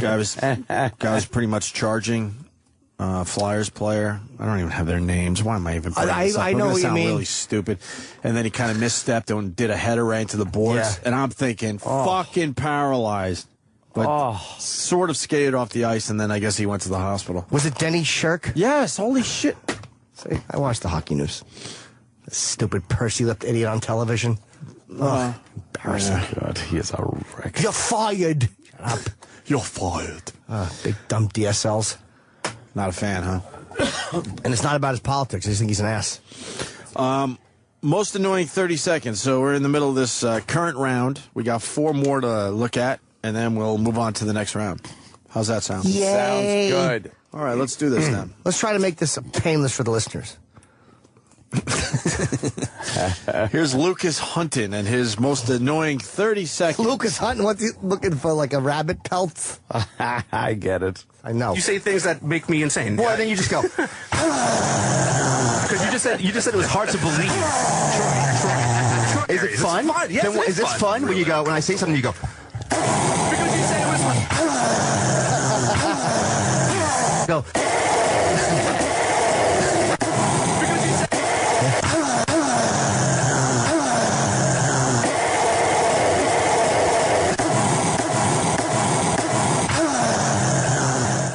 James, to you, because we heard that one already. Should that move on to the next round? Yeah, for the most annoying 30 seconds contest. I would say because it's hard to. I don't know if that's that annoying though. It's funny. It is kind of funny, but it's also annoying, but not as annoying as It won't drive me crazy. Not winning annoying. It doesn't drive me bonkers. Excuse my language. Goodbye, Lucas. Thanks for playing. I'm sorry, Lucas. Sorry, sir. Bye. Sorry, sir. Adam McQuaid, for the people that care. He was the one that did the header into the boards. Video's pretty fucking brutal. Thank you, John Conlon of Concord, New Hampshire. Mike Ford, most annoying 30 seconds. Is this good enough to move on to the next round? I'm Sam. I'm Sam. No, I'm I'm Sam. I'm Sam. How could you be Sam if I'm Sam? I'm Sam. How you? I'm Sam. How could you be Sam if I'm Sam? I'm Sam. How could you be Sam if I'm Sam?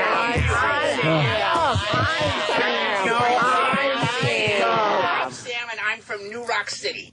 That should move on. That's pretty annoying. It was obvious just watching Jimmy listen to that. All right, that moves on, Mike. Congratulations. The next one is Peter Thomas. Most annoying 30 seconds. The truth of the matter is, Tom, he did not ignore the us, truth of the first of matter all. is, they're so screened over there, and then they dump, and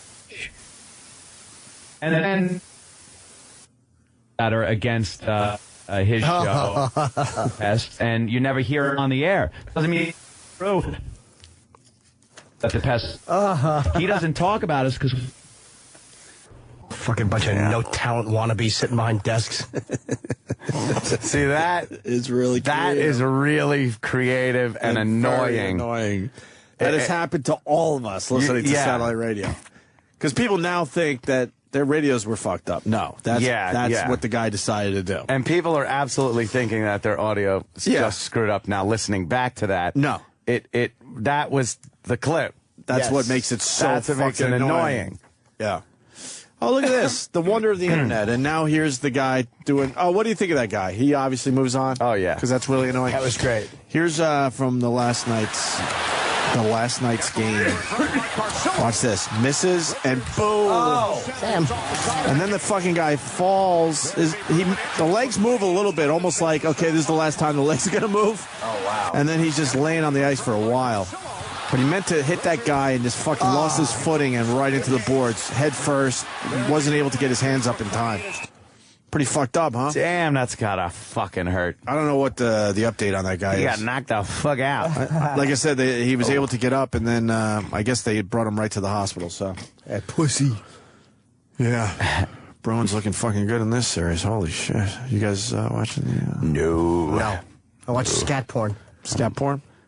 Portal and The Wire. That's my life right now. You enjoying The Wire? Yes. You are? Love it. Good. Me too. Great. It's fucking cool. Did you see the security guard one in season 4? I don't think I'm up to that yet. Oh, yeah, you are. You just started? Yeah. Where Marlo loses money in the card game and he's eating a lollipop and the security guard sees him steal it? Just, you didn't see, okay. Yeah, I think I'm like 2 episodes in. No, that's okay. Believe it, I've heard enough about the show from the interviews and shit like that. And you're like, fuck, I already know what happens to this guy. The, Keith and Ange gave me a great birthday present. It was a bunch of photos from the show, from people that have been on the show and stuff like that. You know, the Why arm didn't around they tell me they were doing that? I would have given them. I have a folder for both of you guys. Oh, there's believe me, there's plenty of room like in this thing for those pictures because I definitely want the ones you have. Me too, for sure. But I don't want mine. I'm thumbing through it, and I'm like, now I'm all excited. I'm like, oh fuck. I took a picture of that guy. I didn't even know. It's Bob's audio, motherfucker. That's cool. I'm like, and I have a photo of me, you, and Omar. Yeah, and I'm just like, I was out that fucking day. I didn't know these people. I was at I home. was like fucking cool as shit. And you have fucking Michael, the fucking the youngin' who didn't want to take the money for school clothes. Tristan Wilde was in. I was sick, and I remember listening to you guys talk to Omar. So fucking jealous. The interview was great, and I'm sitting there like, why am I not in today to get my picture with Omar? Well, you know what? He likes certain shows, and he recognized certain people. You know how it goes.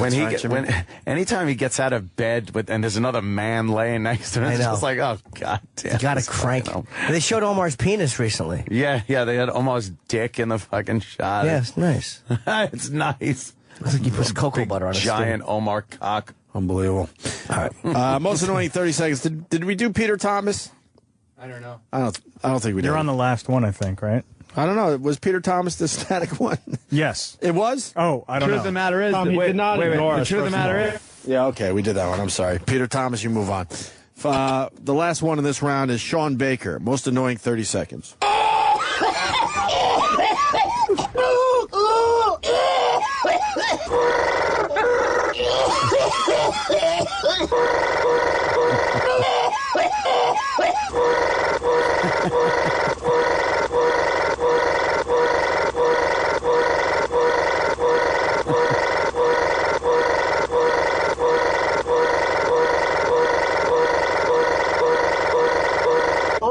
Oh, dude, was that a pickle jar?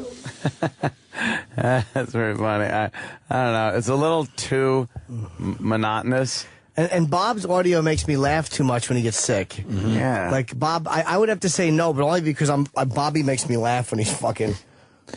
All right, well, we need to get rid of somebody, so Sean, let's get rid of unfortunately, Bob. it's you today. Sorry, Bob. Sean Baker, thanks for playing. So that's it for that round. We are now down to 1, 2, 3, 4, 6. 6 people left in the contest. $2,000 up for grabs? $2,000. Or is it up for grab? Up for grabs? From Steven Singer, $2,000 cash, by the way. Geez, I hate StevenSinger.com. Thank you. That could be in my top 5 moments ever. Wait, you got a video when he recognized you? You didn't see that? That's I don't huge. know if I ever saw this. Yeah, Michael K. Williams a minute or so. recognizes Jimmy. You win a lot of money off people asking what season of Lucky Louie it was. I love. Actually, I like Lucky Louie. You got a laugh from the people. I was, man, I got starstruck again. He came to the premiere of. Not you. He doesn't realize it. I love Lucky Louie, bro. I didn't miss an episode. Did you recognize me when I came in from Lucky Louie? You.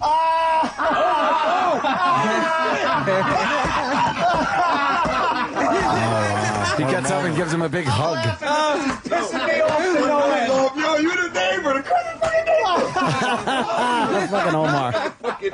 Oh, this has pissed me off. This sucks. Oh yeah, Rick Shapiro. God, Someone check Norton Stevens' arm. man. Damn. Dude, no. That you don't know how much this pisses me off. Because I hate when he really likes an actor and they come in and know the motherfucker. I hate it. Lucky Louie. Dude, I watch that shit every time.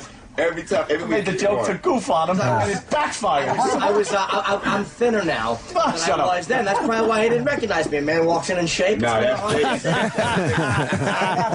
Jimmy. What a moment. Yeah. That's great. That You're the cool as neighbor. I fuck. love you. That's one of my favorite moments. That was a great one. That is cool. Fucking Omar. Motherfucking Omar. Yeah. Does that video have a dislike yet? Looks like it might be a Probably from Michael K. Williams. No dislikes? Oh, shit. Wait, no, Gregorio. Oh, shit. Yeah, that was a good one. It's so That's fucked awesome. up to see some of these guys from The Wire as like really nice guys. Just guys. Is he, I don't think he's. I don't know if he's gay or not. I really don't know. I was just saying. I don't think so. You know who's a nice dude? Fucking Benga, I think his name is. He hangs at the Cellar once in a while. Well, I've not seen him. The guy who was Chris Partlow. Yeah. Who's a fucking totally different savagely in person. vicious guy on the show. But so nice in person. Sweet guy in I real remember life. when we talked to him. Sweet guy. A lot of the guys were such like professional as far as acting goes. They would sit there and talk about acting, and you're like, Jesus Christ, you just come off like a motherfucking thug. Lance Reddick, when he was in, remember he was in K-Rock to promote, and then you realize how much he took his shirt off in season 3. You're like, that guy doesn't have an ounce of fat on him. Like, it's all they're doing is showing his ass and stomach. In Which one was he? He was the Ethiopian guy? Daniels. Yeah. Ethiopian. Yeah. Has to be, right? He never smiled. He's very dark. Yeah. Yeah. Oh, you know he's all cock. With that pudgy fucking DA woman. Oh, you know he's just put. You almost, no matter how you feel about interracial fucking, she's never gonna get a better fuck. I had a fucking message from him and I lost it. I'm so mad. Oh shit. Stay up at night thinking That was a about good it. one. Yeah, because I broke my iPhone when I was in fucking LA because it wouldn't work and I smashed it on the floor. And it was on there? It was on there. He's fucking good, man. Definitely. All right. Why don't we... You have more audio? No, that's it for that round. Oh, I thought we had more. So we're down to 6 people, so... My sweet. I think the next time we play the most annoying clips, we've got to get a winner. Yeah. All right, is everyone allowed to judge? We could just sit here, play them all, and then get a winner? Each other? Just That's judge all we each- do anyway. That's all Do we that do. every fucking day. Enough of that shit. I'm looking forward to the contest that we're going to have. Which one? The fucking... Like where we're all just doing, it's about time we all got out rollers, settled this once and for all. Yeah, settle it. Settle it once and for all. How awful would that be? Oh, it'd be terrible, because I know it'd be cold in the room. I'd be trying to make excuses. Me and Jimmy were in the bathroom the other day, and we're because of circumstance, of course, I'm pissing in one of the urinals, and Jimmy walks up right next to me in the urinal right next door, and they have those little partitions, and Jimmy grabs the partition and shakes it and goes, "Don't you hate these things?" I stole that from a comic in L.A., I have to confess. It's fucking so funny. Yeah. That's like, and there was someone else in there. Don't you hate these things? No. I love those things. I don't. Keep you from having to hide your cock from a meat peeker. Oh, they just made rest areas a place to shit and piss. Boo! Atta boy. What's that, about an 8 1/4, 8 1/2? I like how it's a tape measure and then a box of Camel cigarettes to show scale. What's he packing? I don't know. It's not an inch. It's in centimeters, isn't it? Well, then why don't you do some fucking... Must be a European. 21 centimeters. Get close to that thing. Tell us how fucking long 21, and he's not cheating, because if I had the ruler, I would actually, like the tape measure, I would actually turn it upside down and hook the one part in my asshole and start from there. 8.3 inches. Is it 8.3? You would measure the root? Oh, from the back. You would go right from the root? From, all taint and fucking dick and come around the top of the head to the back. I wish my dick was like a fucking 1.5 inches bigger. I like my dick, but 1.5 inches bigger would make it mighty. That's it? Mighty? You want mighty? Well, for me, it would be mighty, because I'm a small guy. Mighty cock. Bigger cock. Remember that redneck that did Sweet Home Alabama and other fucking songs on YouTube? With the greasy hair and the glasses. Oh, yeah. The missing teeth. She's like a YouTube sensation for her shitty fucking songs. Sensation. She decided she's so good and so popular on YouTube that fuck singing everyone else's songs, I'm going to make my own song. How'd that work out? Well, the song's called Sunny D and Rum. Nice. Sunny D and Rum. So let's take a listen to this. You know who I'm talking about, right? Yeah, I think so. You know, Sam? A visual on this? Yeah, not a visual, Sam. Sam's concert, he's writing for the 10 o'clock show. I was getting live reads ready. Getting, Ooh, talking shit to the boss? I guess so. What is all of a sudden, Anthony? Just a fucking sounding board for you to fire insults at? That's all I am. I love how this 10 o'clock hour has now turned into Sam getting mad when we go past 10. Oh, like, hey, excuse me, it's my fucking show now. Cutting into his time. It starts at 10 o'clock. What are you, Carol Miller? We're going to make you hang out in a mailroom soon. Oh, that's very funny, by the way. She's still doing it, though. She's on one of these classic fucking channels. Yeah, she was nice. I met her once. She was actually really nice. She asked how you guys were. She was really cool. Like I said, I have no fucking issues with her anymore. Nah, she's cool. That's a long, long time ago. Sunny D and Rum. Hello. I'm going to be doing an original song that I wrote called Sunny D and Rum. Yum. Yum. Whoa, Sunny D and Rum. Yum, yum. It's a flavor I just thought of. Oh, Sunny D and Rum. Yum, yum. It's so good I can't get enough. Oh, Sunny D and Rum. Yum, yum. Think I'll run and get 5 million, 6 million hits, huh?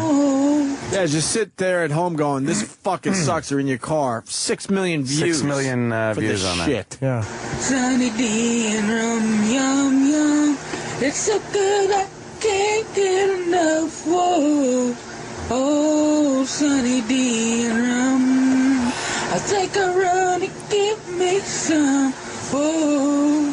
Sunny D and Rum, yum, yum. I think I'll just drink me some. Yum, Sunny D and Rum, yum, yum.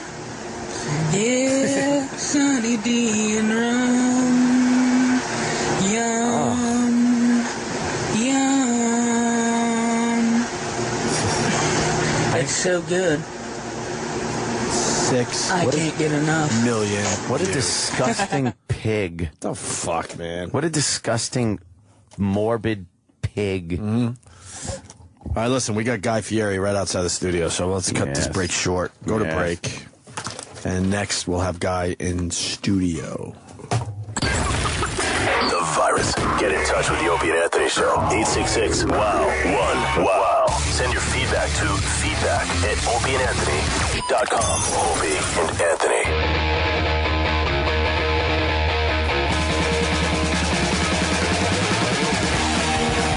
Where's Guy Fieri? Get him the fuck in here. We're busy.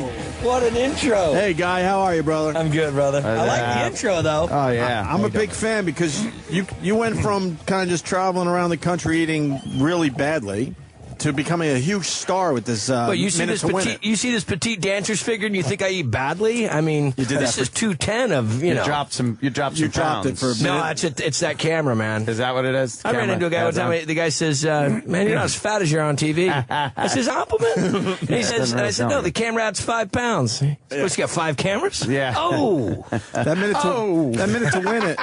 That minute to win it. I'm hooked. Oh, that's. I watch. I told Anthony it's the old beat the clock. That's what it is. It is. And so why not call it beat the clock?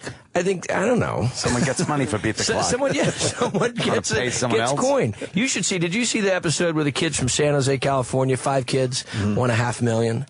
I walked off that, man. I slept for like 12 hours after that. It was the adrenaline rush gets so high. Right. You know, the what's going on stage and what you guys see and like that, the way it comes off. Sure. Is really what's going down. It's nuts. Yeah, and when are the new episodes? We only shot 62 episodes last year. Yeah, so we took it really easy. Wow. We started with 8 and we kept going back in and the show had such good such popularity. So we're shot up until July and then hopefully we'll jump back in and rock it again. Oh, okay. So they're already done in the can. But yeah. The Christmas ones were great.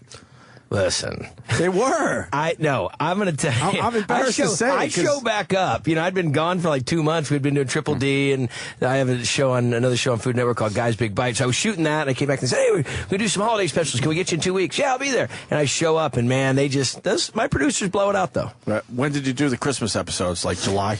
Yeah, we did those in May. No, actually, we did them it was actually like 3 weeks before they came out. They had to turn them pretty quick. I always love when you have to make believe it's Christmas in the middle of the summer for some dumb TV show. It wasn't as bad as that. I did shoot a show one time. We did a Christmas special at Disney that we had to shoot a year in advance. Wow. At Christmas time, though, because Disney only sets up. A year? In advance. My 5-year-old was like, 4, a little bit younger. But they changed so much in that year. And then people look at him and go, "Do you have another kid?" Right. Is your kid sick? Yes. What do you feed him? Look how he's grown. Right. You got the cookbook out, huh? Guy Fieri. Yeah, what's going on food, there? Cooking it, loving it, and then living it and then loving it. Right. Well, love, live, love, cook. Whatever. The whole idea. They had to have a tagline, and they wouldn't give it. That was like my 9th choice. They wouldn't let me put exactly. I don't have the open airwaves like you cats got, so I had to put something. But this is. If you're a chef and you've been cooking all your life, you have that idea that one day I'm going to do the book. It's going to be like the mother of all books. And we did the Diners, Drive-Ins, and Dives books. We rocked those. We did, like 6, 7 seasons of that. And those books got New York Times bestseller. So that was a really cool thing. So finally I said, okay, I'm done doing that book. I got to do my recipes this time. Right. So it's about 150 plus recipes. And it's recipes with the stories in the background, just all the information. Like if we sat there and had a 5-hour rap session about what do you need to be a chef and what do you got to have in your kitchen, everything from equipment to when to buy mushrooms to this whole thing. But the recipes are pretty gangster. Is there a salad recipe in there for Jimmy? Because he's watching his food. I'm trying to watch what I eat. I like well done salmon. Salmon. I'm trying. It's very hard to eat healthy and good.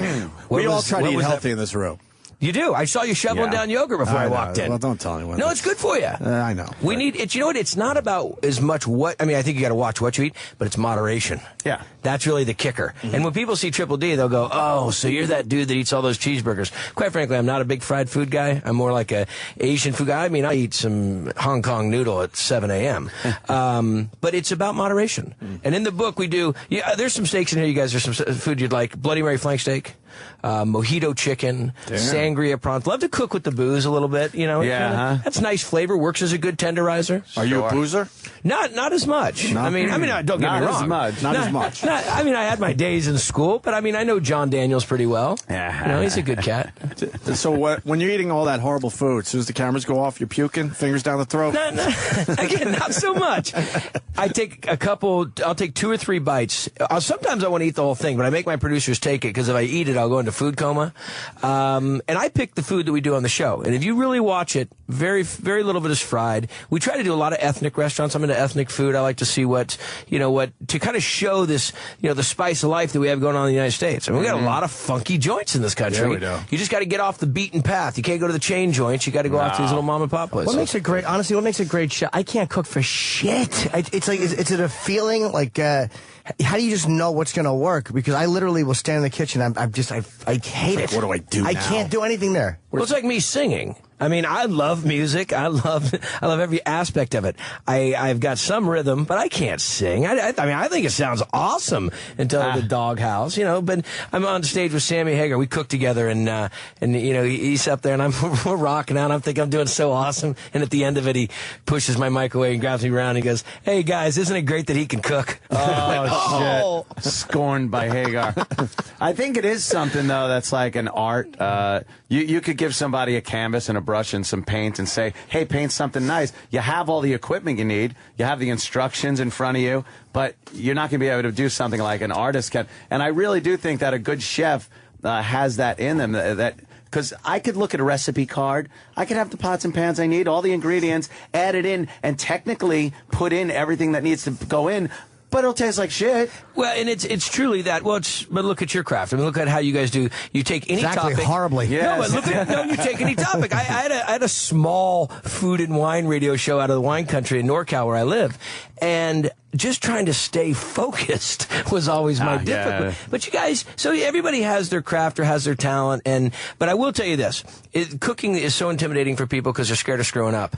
And I have some of the fattest Rottweilers that I just shovel. There you go. Yeah, I mean, I don't make every recipe. Here's Right? It's not like number one. Here you go. Enjoy this. Yeah, take it away. 40-pound Chihuahua. I think what Anthony was saying though is we can play the notes, but we can't make the music. Yes, shit. Jimmy, that is exactly what I was saying. Profound. Thank you. What, do you know the how do I say I would have been this? out on that one, by the way. I would have just said thank you, good night. Yeah. What was the most unhealthy thing you ever ate when you were doing the TV show? Me or him?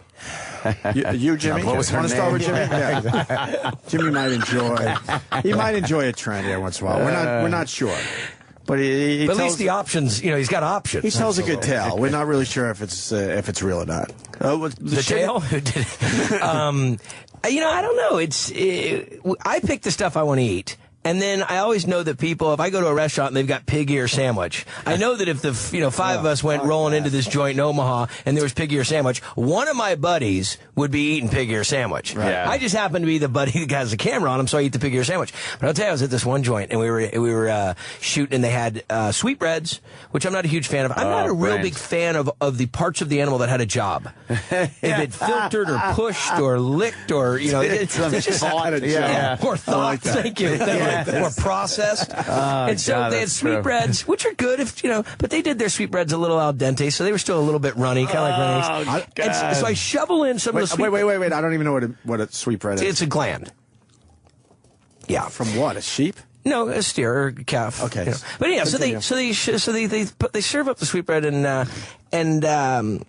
I got it in my mouth and I'm getting a little jowl sweat, when it's like I'm not processing you so well. So I reach up into the window of the restaurant to grab something fried to maybe like the crunch from the salt to help wash it down. Yeah. And what I reach up and grab, fantastic. How about a little lamb fry, a little lamb nut? No. It didn't go well. What a bad day. Yeah, but I pulled it off. I pulled it off. Didn't hit the camera with it. I can't explore food-wise. I'm very stuck in what I like. I can go to different restaurants. I'd like to have a gentleman's meal, but I can't try foreign or exotic food. Oh, meat and potatoes kind of guy. Exactly, sushi. What is a gentleman? A gentleman's meal means I'm truly white trash, but I like to eat someplace that's a fine dining experience. But see, you're not as bad as Sam and Kenny. We got two weirdos on this show that don't like eating. Sam's the worst. Sam doesn't like steak, guy. Ooh. Well, you know what? A lot of people say they don't like something, and I'll go back to the beginning of when did you first discover you didn't like it? Yeah. Well, it's because somebody usually cooked it really, really improperly, Talk to him. Sam was molested with a steak. Do you want to do a conversion program? I'll come back. I'll bring steak. I'll bring it in a couple different forms. I mean, you do it the right way. But then some people just get mental about the flesh thing, and then there's no saving them. What's on the table? But he'll eat chicken. I will guarantee. So it's not like a flesh thing. You cannot make this guy enjoy steak. Can I have a little pre-interview before I make this decision? I mean, I don't want to do pink slips on the Corvette or anything. In all fairness, you're not the first to try. Really? He's a big wrestling fan. So we figured Mick Foley, big wrestler, right? He's going to feed Sam steak. This is a dream come true for Sam. He hated it. How did you have the steak, Sam? I don't know how did they cook it. It was See, he doesn't even they know were here what from it a tasted restaurant. like. It was like good steak. It was real good very, steak. Very nice filet mignon from a very nice restaurant. Very This food is tasty. amazing. And what factor of you and steak do you not enjoy? I mean, I've got a Bloody Mary flank steak in here. Bloody Mary, you gotta like Bloody Marys. I don't know. You don't like Bloody Marys either? Well, we're lost then. There's nothing I can do. At least you don't like Bloody Mary. is. Okay, so what is it about steak you don't necessarily enjoy? Well, I'm very specific about what foods I like, and there's more foods I don't like than foods I like. And steak. Do you like hot dogs? No. Just likes the way they're shaped. Guy.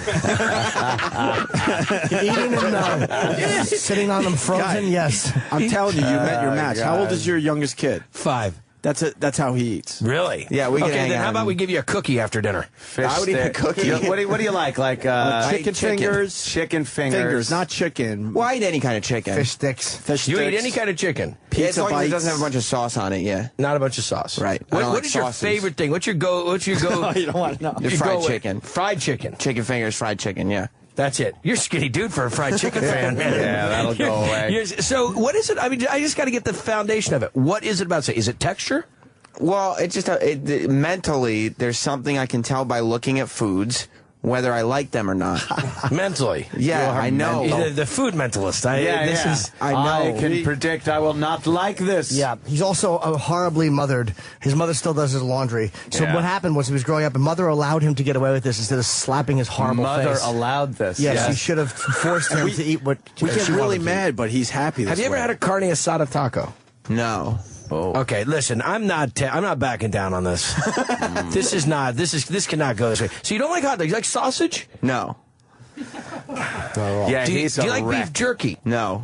Do you like any type of soup that has any beef flavoring? I don't like soup. Jeez! I'm telling you. Not in the traditional not even sense. kidding. Do you have any recipes? If it's shot on his back, he enjoys it. A nice chowder. If you have any recipes that include pizza rolls, that's the time to Do you bring like? that out. I mean, do you like pizza with sausage on it? No, just regular pizza. Well, regular pizza does have sausage on it.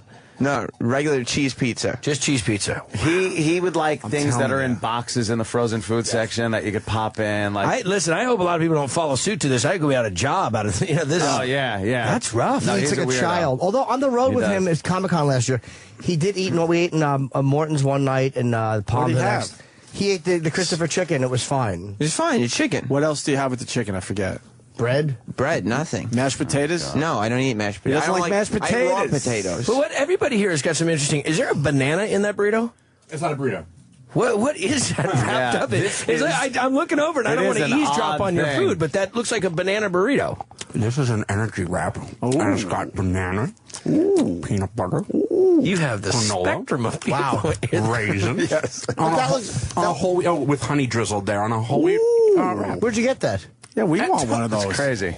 At Toasties. He loves toasties. Toasties is so He loves toasties. That's what he calls his socks. What did I walk into? I know. A madhouse. If you came in here when I was eating, because I only eat at about 8 o'clock. Now 7 o'clock. I have a couple of slices of turkey on white toast with one slice of American cheese at 7 in the morning. This, by the way, is his hell. This is your hell. What is this, like an intervention? You're gonna the book of my life, and these guys are. I've got the banana burrito guy and the turkey white toast and Mr. No Hot Eating Dog. lunch at 7 in the morning, guy. No, but he has to hear everybody's shitty diet. Like, people tell me jokes. People will say, hey, talk about this on the radio. And this poor guy, everywhere he goes, you know what I like? And he has to fucking feign interest. This crap. I know. And you right. probably thought doing a radio show is a no-brainer because most radio guys are really fucking fat. Oh, and my eat God. everything. They really are awful. Kind of easy. We try to keep At in shape radio here, pretty, guy. right? No, you guys, you bring your gloves on. Now, do you like, I love clams. I'm on the clam page. I think most of the guys so in to here do. speak. What is the clam recipe here? That's clam with chorizo. I think that's the one with chorizo. Nice. You take Spanish or Mexican chorizo. Clams have such Chorizo's great good flavor, such a shit, predominant flavor, but they can share the plate.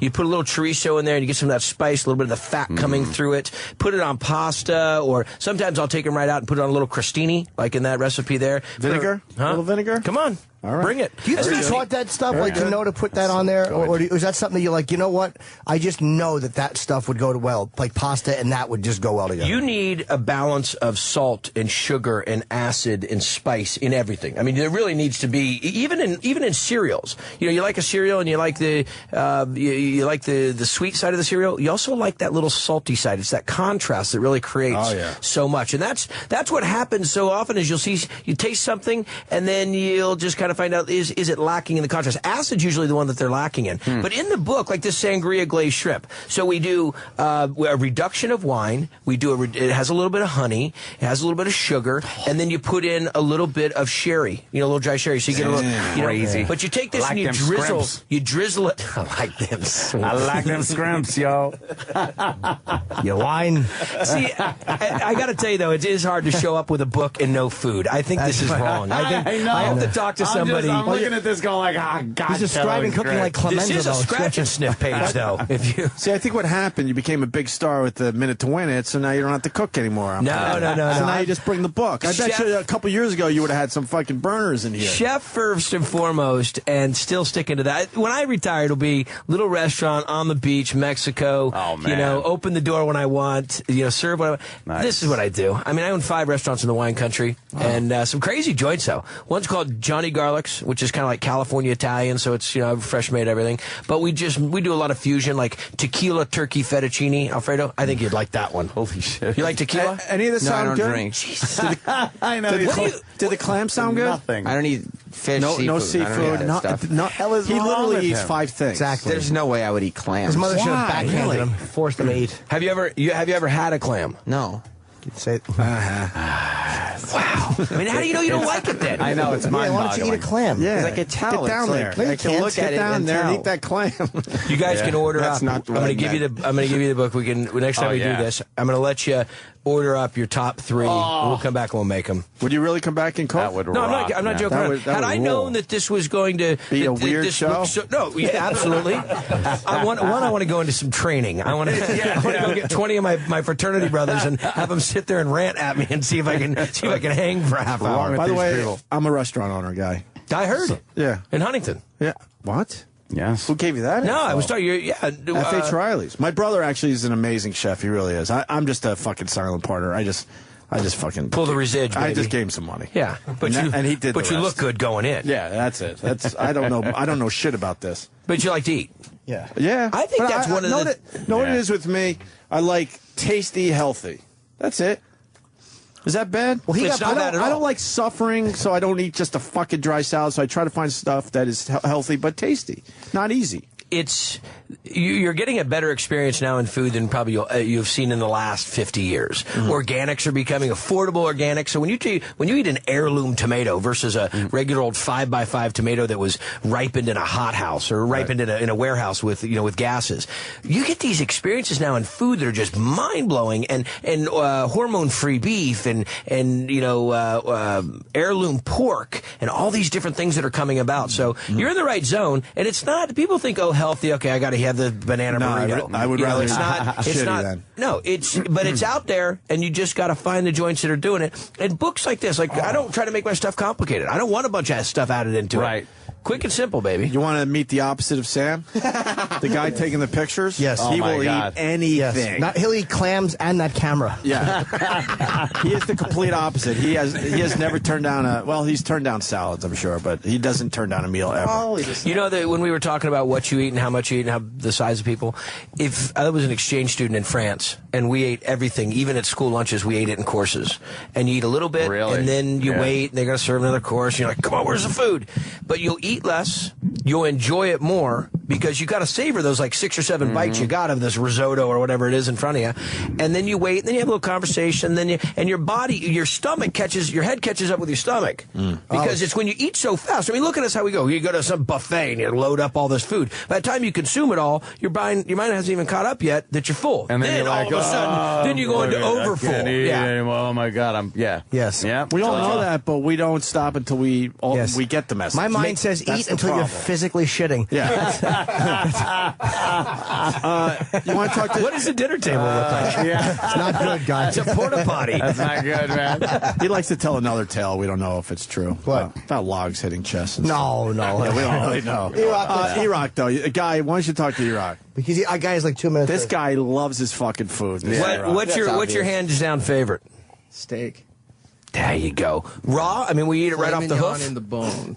With the bone. You like a little bone in there? Yeah. Yeah. You know, I think that anytime you can have the meat connected to a bone or associated with it, chicken in particular. If you ever have a chance to have chicken with the bone versus just the chicken tender or pounded out chicken breast, huge difference. The greatest thing Iraq ever ate was the steak martini. All right. What was in the steak martini, Iraq? It was in a big martini glass. It was mashed potatoes with cut up filet mignon with gravy. That's great. Combine a heart attack with a DUI. Now, Roland. Roland. Roland also likes his food. I am a vegetarian. No kidding. Roland, you want to play a little game with Roland? Name like a food, a particular food. He'll tell you the best place to get it in New York. He should be on your show. Really? Yeah, should have his own you can name donuts, fucking burgers, anything. What do you got? Actually, we were just having this debate on the way over here. Let's talk about pastrami. Best pastrami. Ooh, I have to say that the Fantasia, they roast their own pastrami. Like late at night to the morning. If you eat in the morning, they slice it. It's so delicious. See, he knows. What is it? And I thought you picked a weird Thanks for calling one. movie phone. I know. Welcome to foodie phone. Exactly. Oh my God. Guy has a hard out. You have to go? Yeah, no, I don't go. Don't listen to anybody. They don't know what to talk about. Just let them go. Lock the door. Lock the door. But now, are you playing your cooler of beer? Are you playing your side of the game? Like, don't Good listen cop, to them, bad but you cop. really have to go. No, I do have a thing. We're launching the book. The book just came out today, and the idea behind the book is we're visiting New York here for a bit. Then we're off to the Derby. You guys been to the Derby? I'm going this week. Are you? Yeah. Oh, brother, it's out of bounds. So to hit the Derby, and then we home for a couple days. And I'm doing a road show across the country, starting in South Carolina, ended up in Arizona, and it's a food rock and roll show. So we have a bunch of music, bunch of food, cooking, hanging out. I have a 25-gallon blender that's 6 feet high. Jeez. I make cocktails with it. That should be in the studio. That's crazy. I couldn't get through Fort Knox downstairs. That's awesome. They would never let Are me. you doing signings? Are you doing signings for this? Yeah, we're doing signings in New Jersey tonight and tomorrow. I'm going to guess Ridgewood, Bookends in New Jersey. Is that it? And where tomorrow? Barnes & Noble. Where here? Penn Station, Someone's Columbus? signing that I know, through the they're window. signing through the glass. I think It's they said amazing. Penn Station, Barnes & Noble. No, that's a Borders. It is Borders. Yeah, but Barnes & Noble. Carl Place. Carl Place. Where's Carl Place? Long Island. Oh, okay. Are you doing book review? Everybody's in here now. I know. Yeah. If you did It book- is amazing how the food, the whole cook and chefs and the food channel, everything has really taken off. Like in years past, no one really. I mean, housewives would sit and watch Julia Child or something, but for the most part now, it's like a lot more. If you could even call that like action, there's a lot more interest that people have. It's such a crazy thing. I mean, I've been cooking since I was a kid. All I wanted to be was a chef, be a dad. That was my whole gig. So I'm doing this. I got my restaurants in the wine country. One of them is called Tex Wasabi's, which is Southern barbecue and sushi. Oh, man. Well, here's the thing. You go and have sushi, you know, you kind of feel like, wow, that was great flavor, but I'm not quite there yet. Now you step over to some ribs. But so I was doing these restaurants, and my buddies heard about this contest on Food Network called Next Food Network Star, and they dared me to do it just so I could look like an idiot. I swear they didn't care if I won or not. They just like, no, my buddy Cletus, come on, Gweed, you can do it. You know? So I do the show, I win the show, I get a cooking show. I thought, that's cool, you know, I'll do this a couple times. But why would they need me? They got Emerald and Bobby and Mario and all these cats, and they just didn't have anybody with tattoos yet and little attitude. Well, there's attitude, but so it just blows up. Then we do Triple D, and things have been nuts. But I'm still a chef and still a restaurant owner and still dad. Someone is telling me to ask you about a Lamborghini. It got did you stolen? hear that? Jacked. Complete. Now, I wasn't in it. So, where were we? We were in Chicago shooting Triple D. I'm sitting there, we're filming, phone's blowing up in my pockets. Finally, I'm like, everybody knows not the car. I'm looking, it's the dealership, says, call us immediately. And I'm thinking, like, because it was in for service. I've only had it for a year, but it had to get its, 1,000-mile service. And the English guy comes on, it's an English motor company.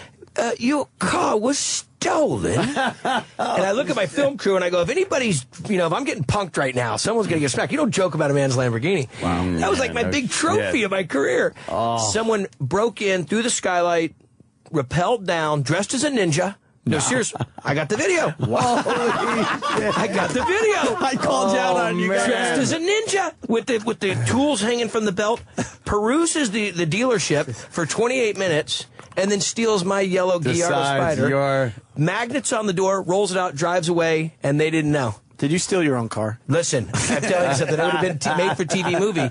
So the car's gone, and it was a real bummer. Have you gotten it back? No, it's 86. It's gone, man. They have a shot of it at like 4:50 in the morning, driving across San Francisco, the Golden Gate Bridge, and that was it. Maybe Pacino is driving it blind behind something. Jacked my out of the dealership. Amazing. Welcome to America. You got to go. Yeah. They're panicking. That means you're a big they're star. making a stink. Yeah. Hey, so, and I'm serious. So thank you guys. Big fan. You're hysterical, Cats. I think that it's so great that you're ready to just say whatever you can say now. But that's the whole transition that's happening. I have this in all my cars, so I think people that don't have satellite are missing it. Man. But thanks for having me, and I'll tell you, the offer to come back and cook, I mean, I will destroy the studio. That'd be great. Yeah, he has great. And I will bring people that will shove steak in his mouth. Oh, yeah. The book is called Guy Fieri Food. Yeah. And am I messing up the name or no? Food? No, Guy Fieri Food. Cooking it, love it. It's big enough. It's only like 3.5 pounds, and it can work as a boat anchor, a small weapon on the side. It's a heavy book. I'm glad you're acknowledging that. It's good. You feel like you're getting something. And science. And the cool thing about it was it's 30 years, man. It's everything from when I was a little kid to what I do now in my restaurants and on my shows. And so I figured if I'm going to get one shot to do my own book, I better make it a big one. So tonight at Bookends in Ridgewood, and then tomorrow Carl Place, Barnes and Noble. Both great places for a sign. Oh, man. All right, we got to take a break. Thank you. Yeah, I guess you guys we are awesome. Thanks. Thank you, Guy. The Opie and Anthony Show. Opie and Anthony on the virus. Sirius.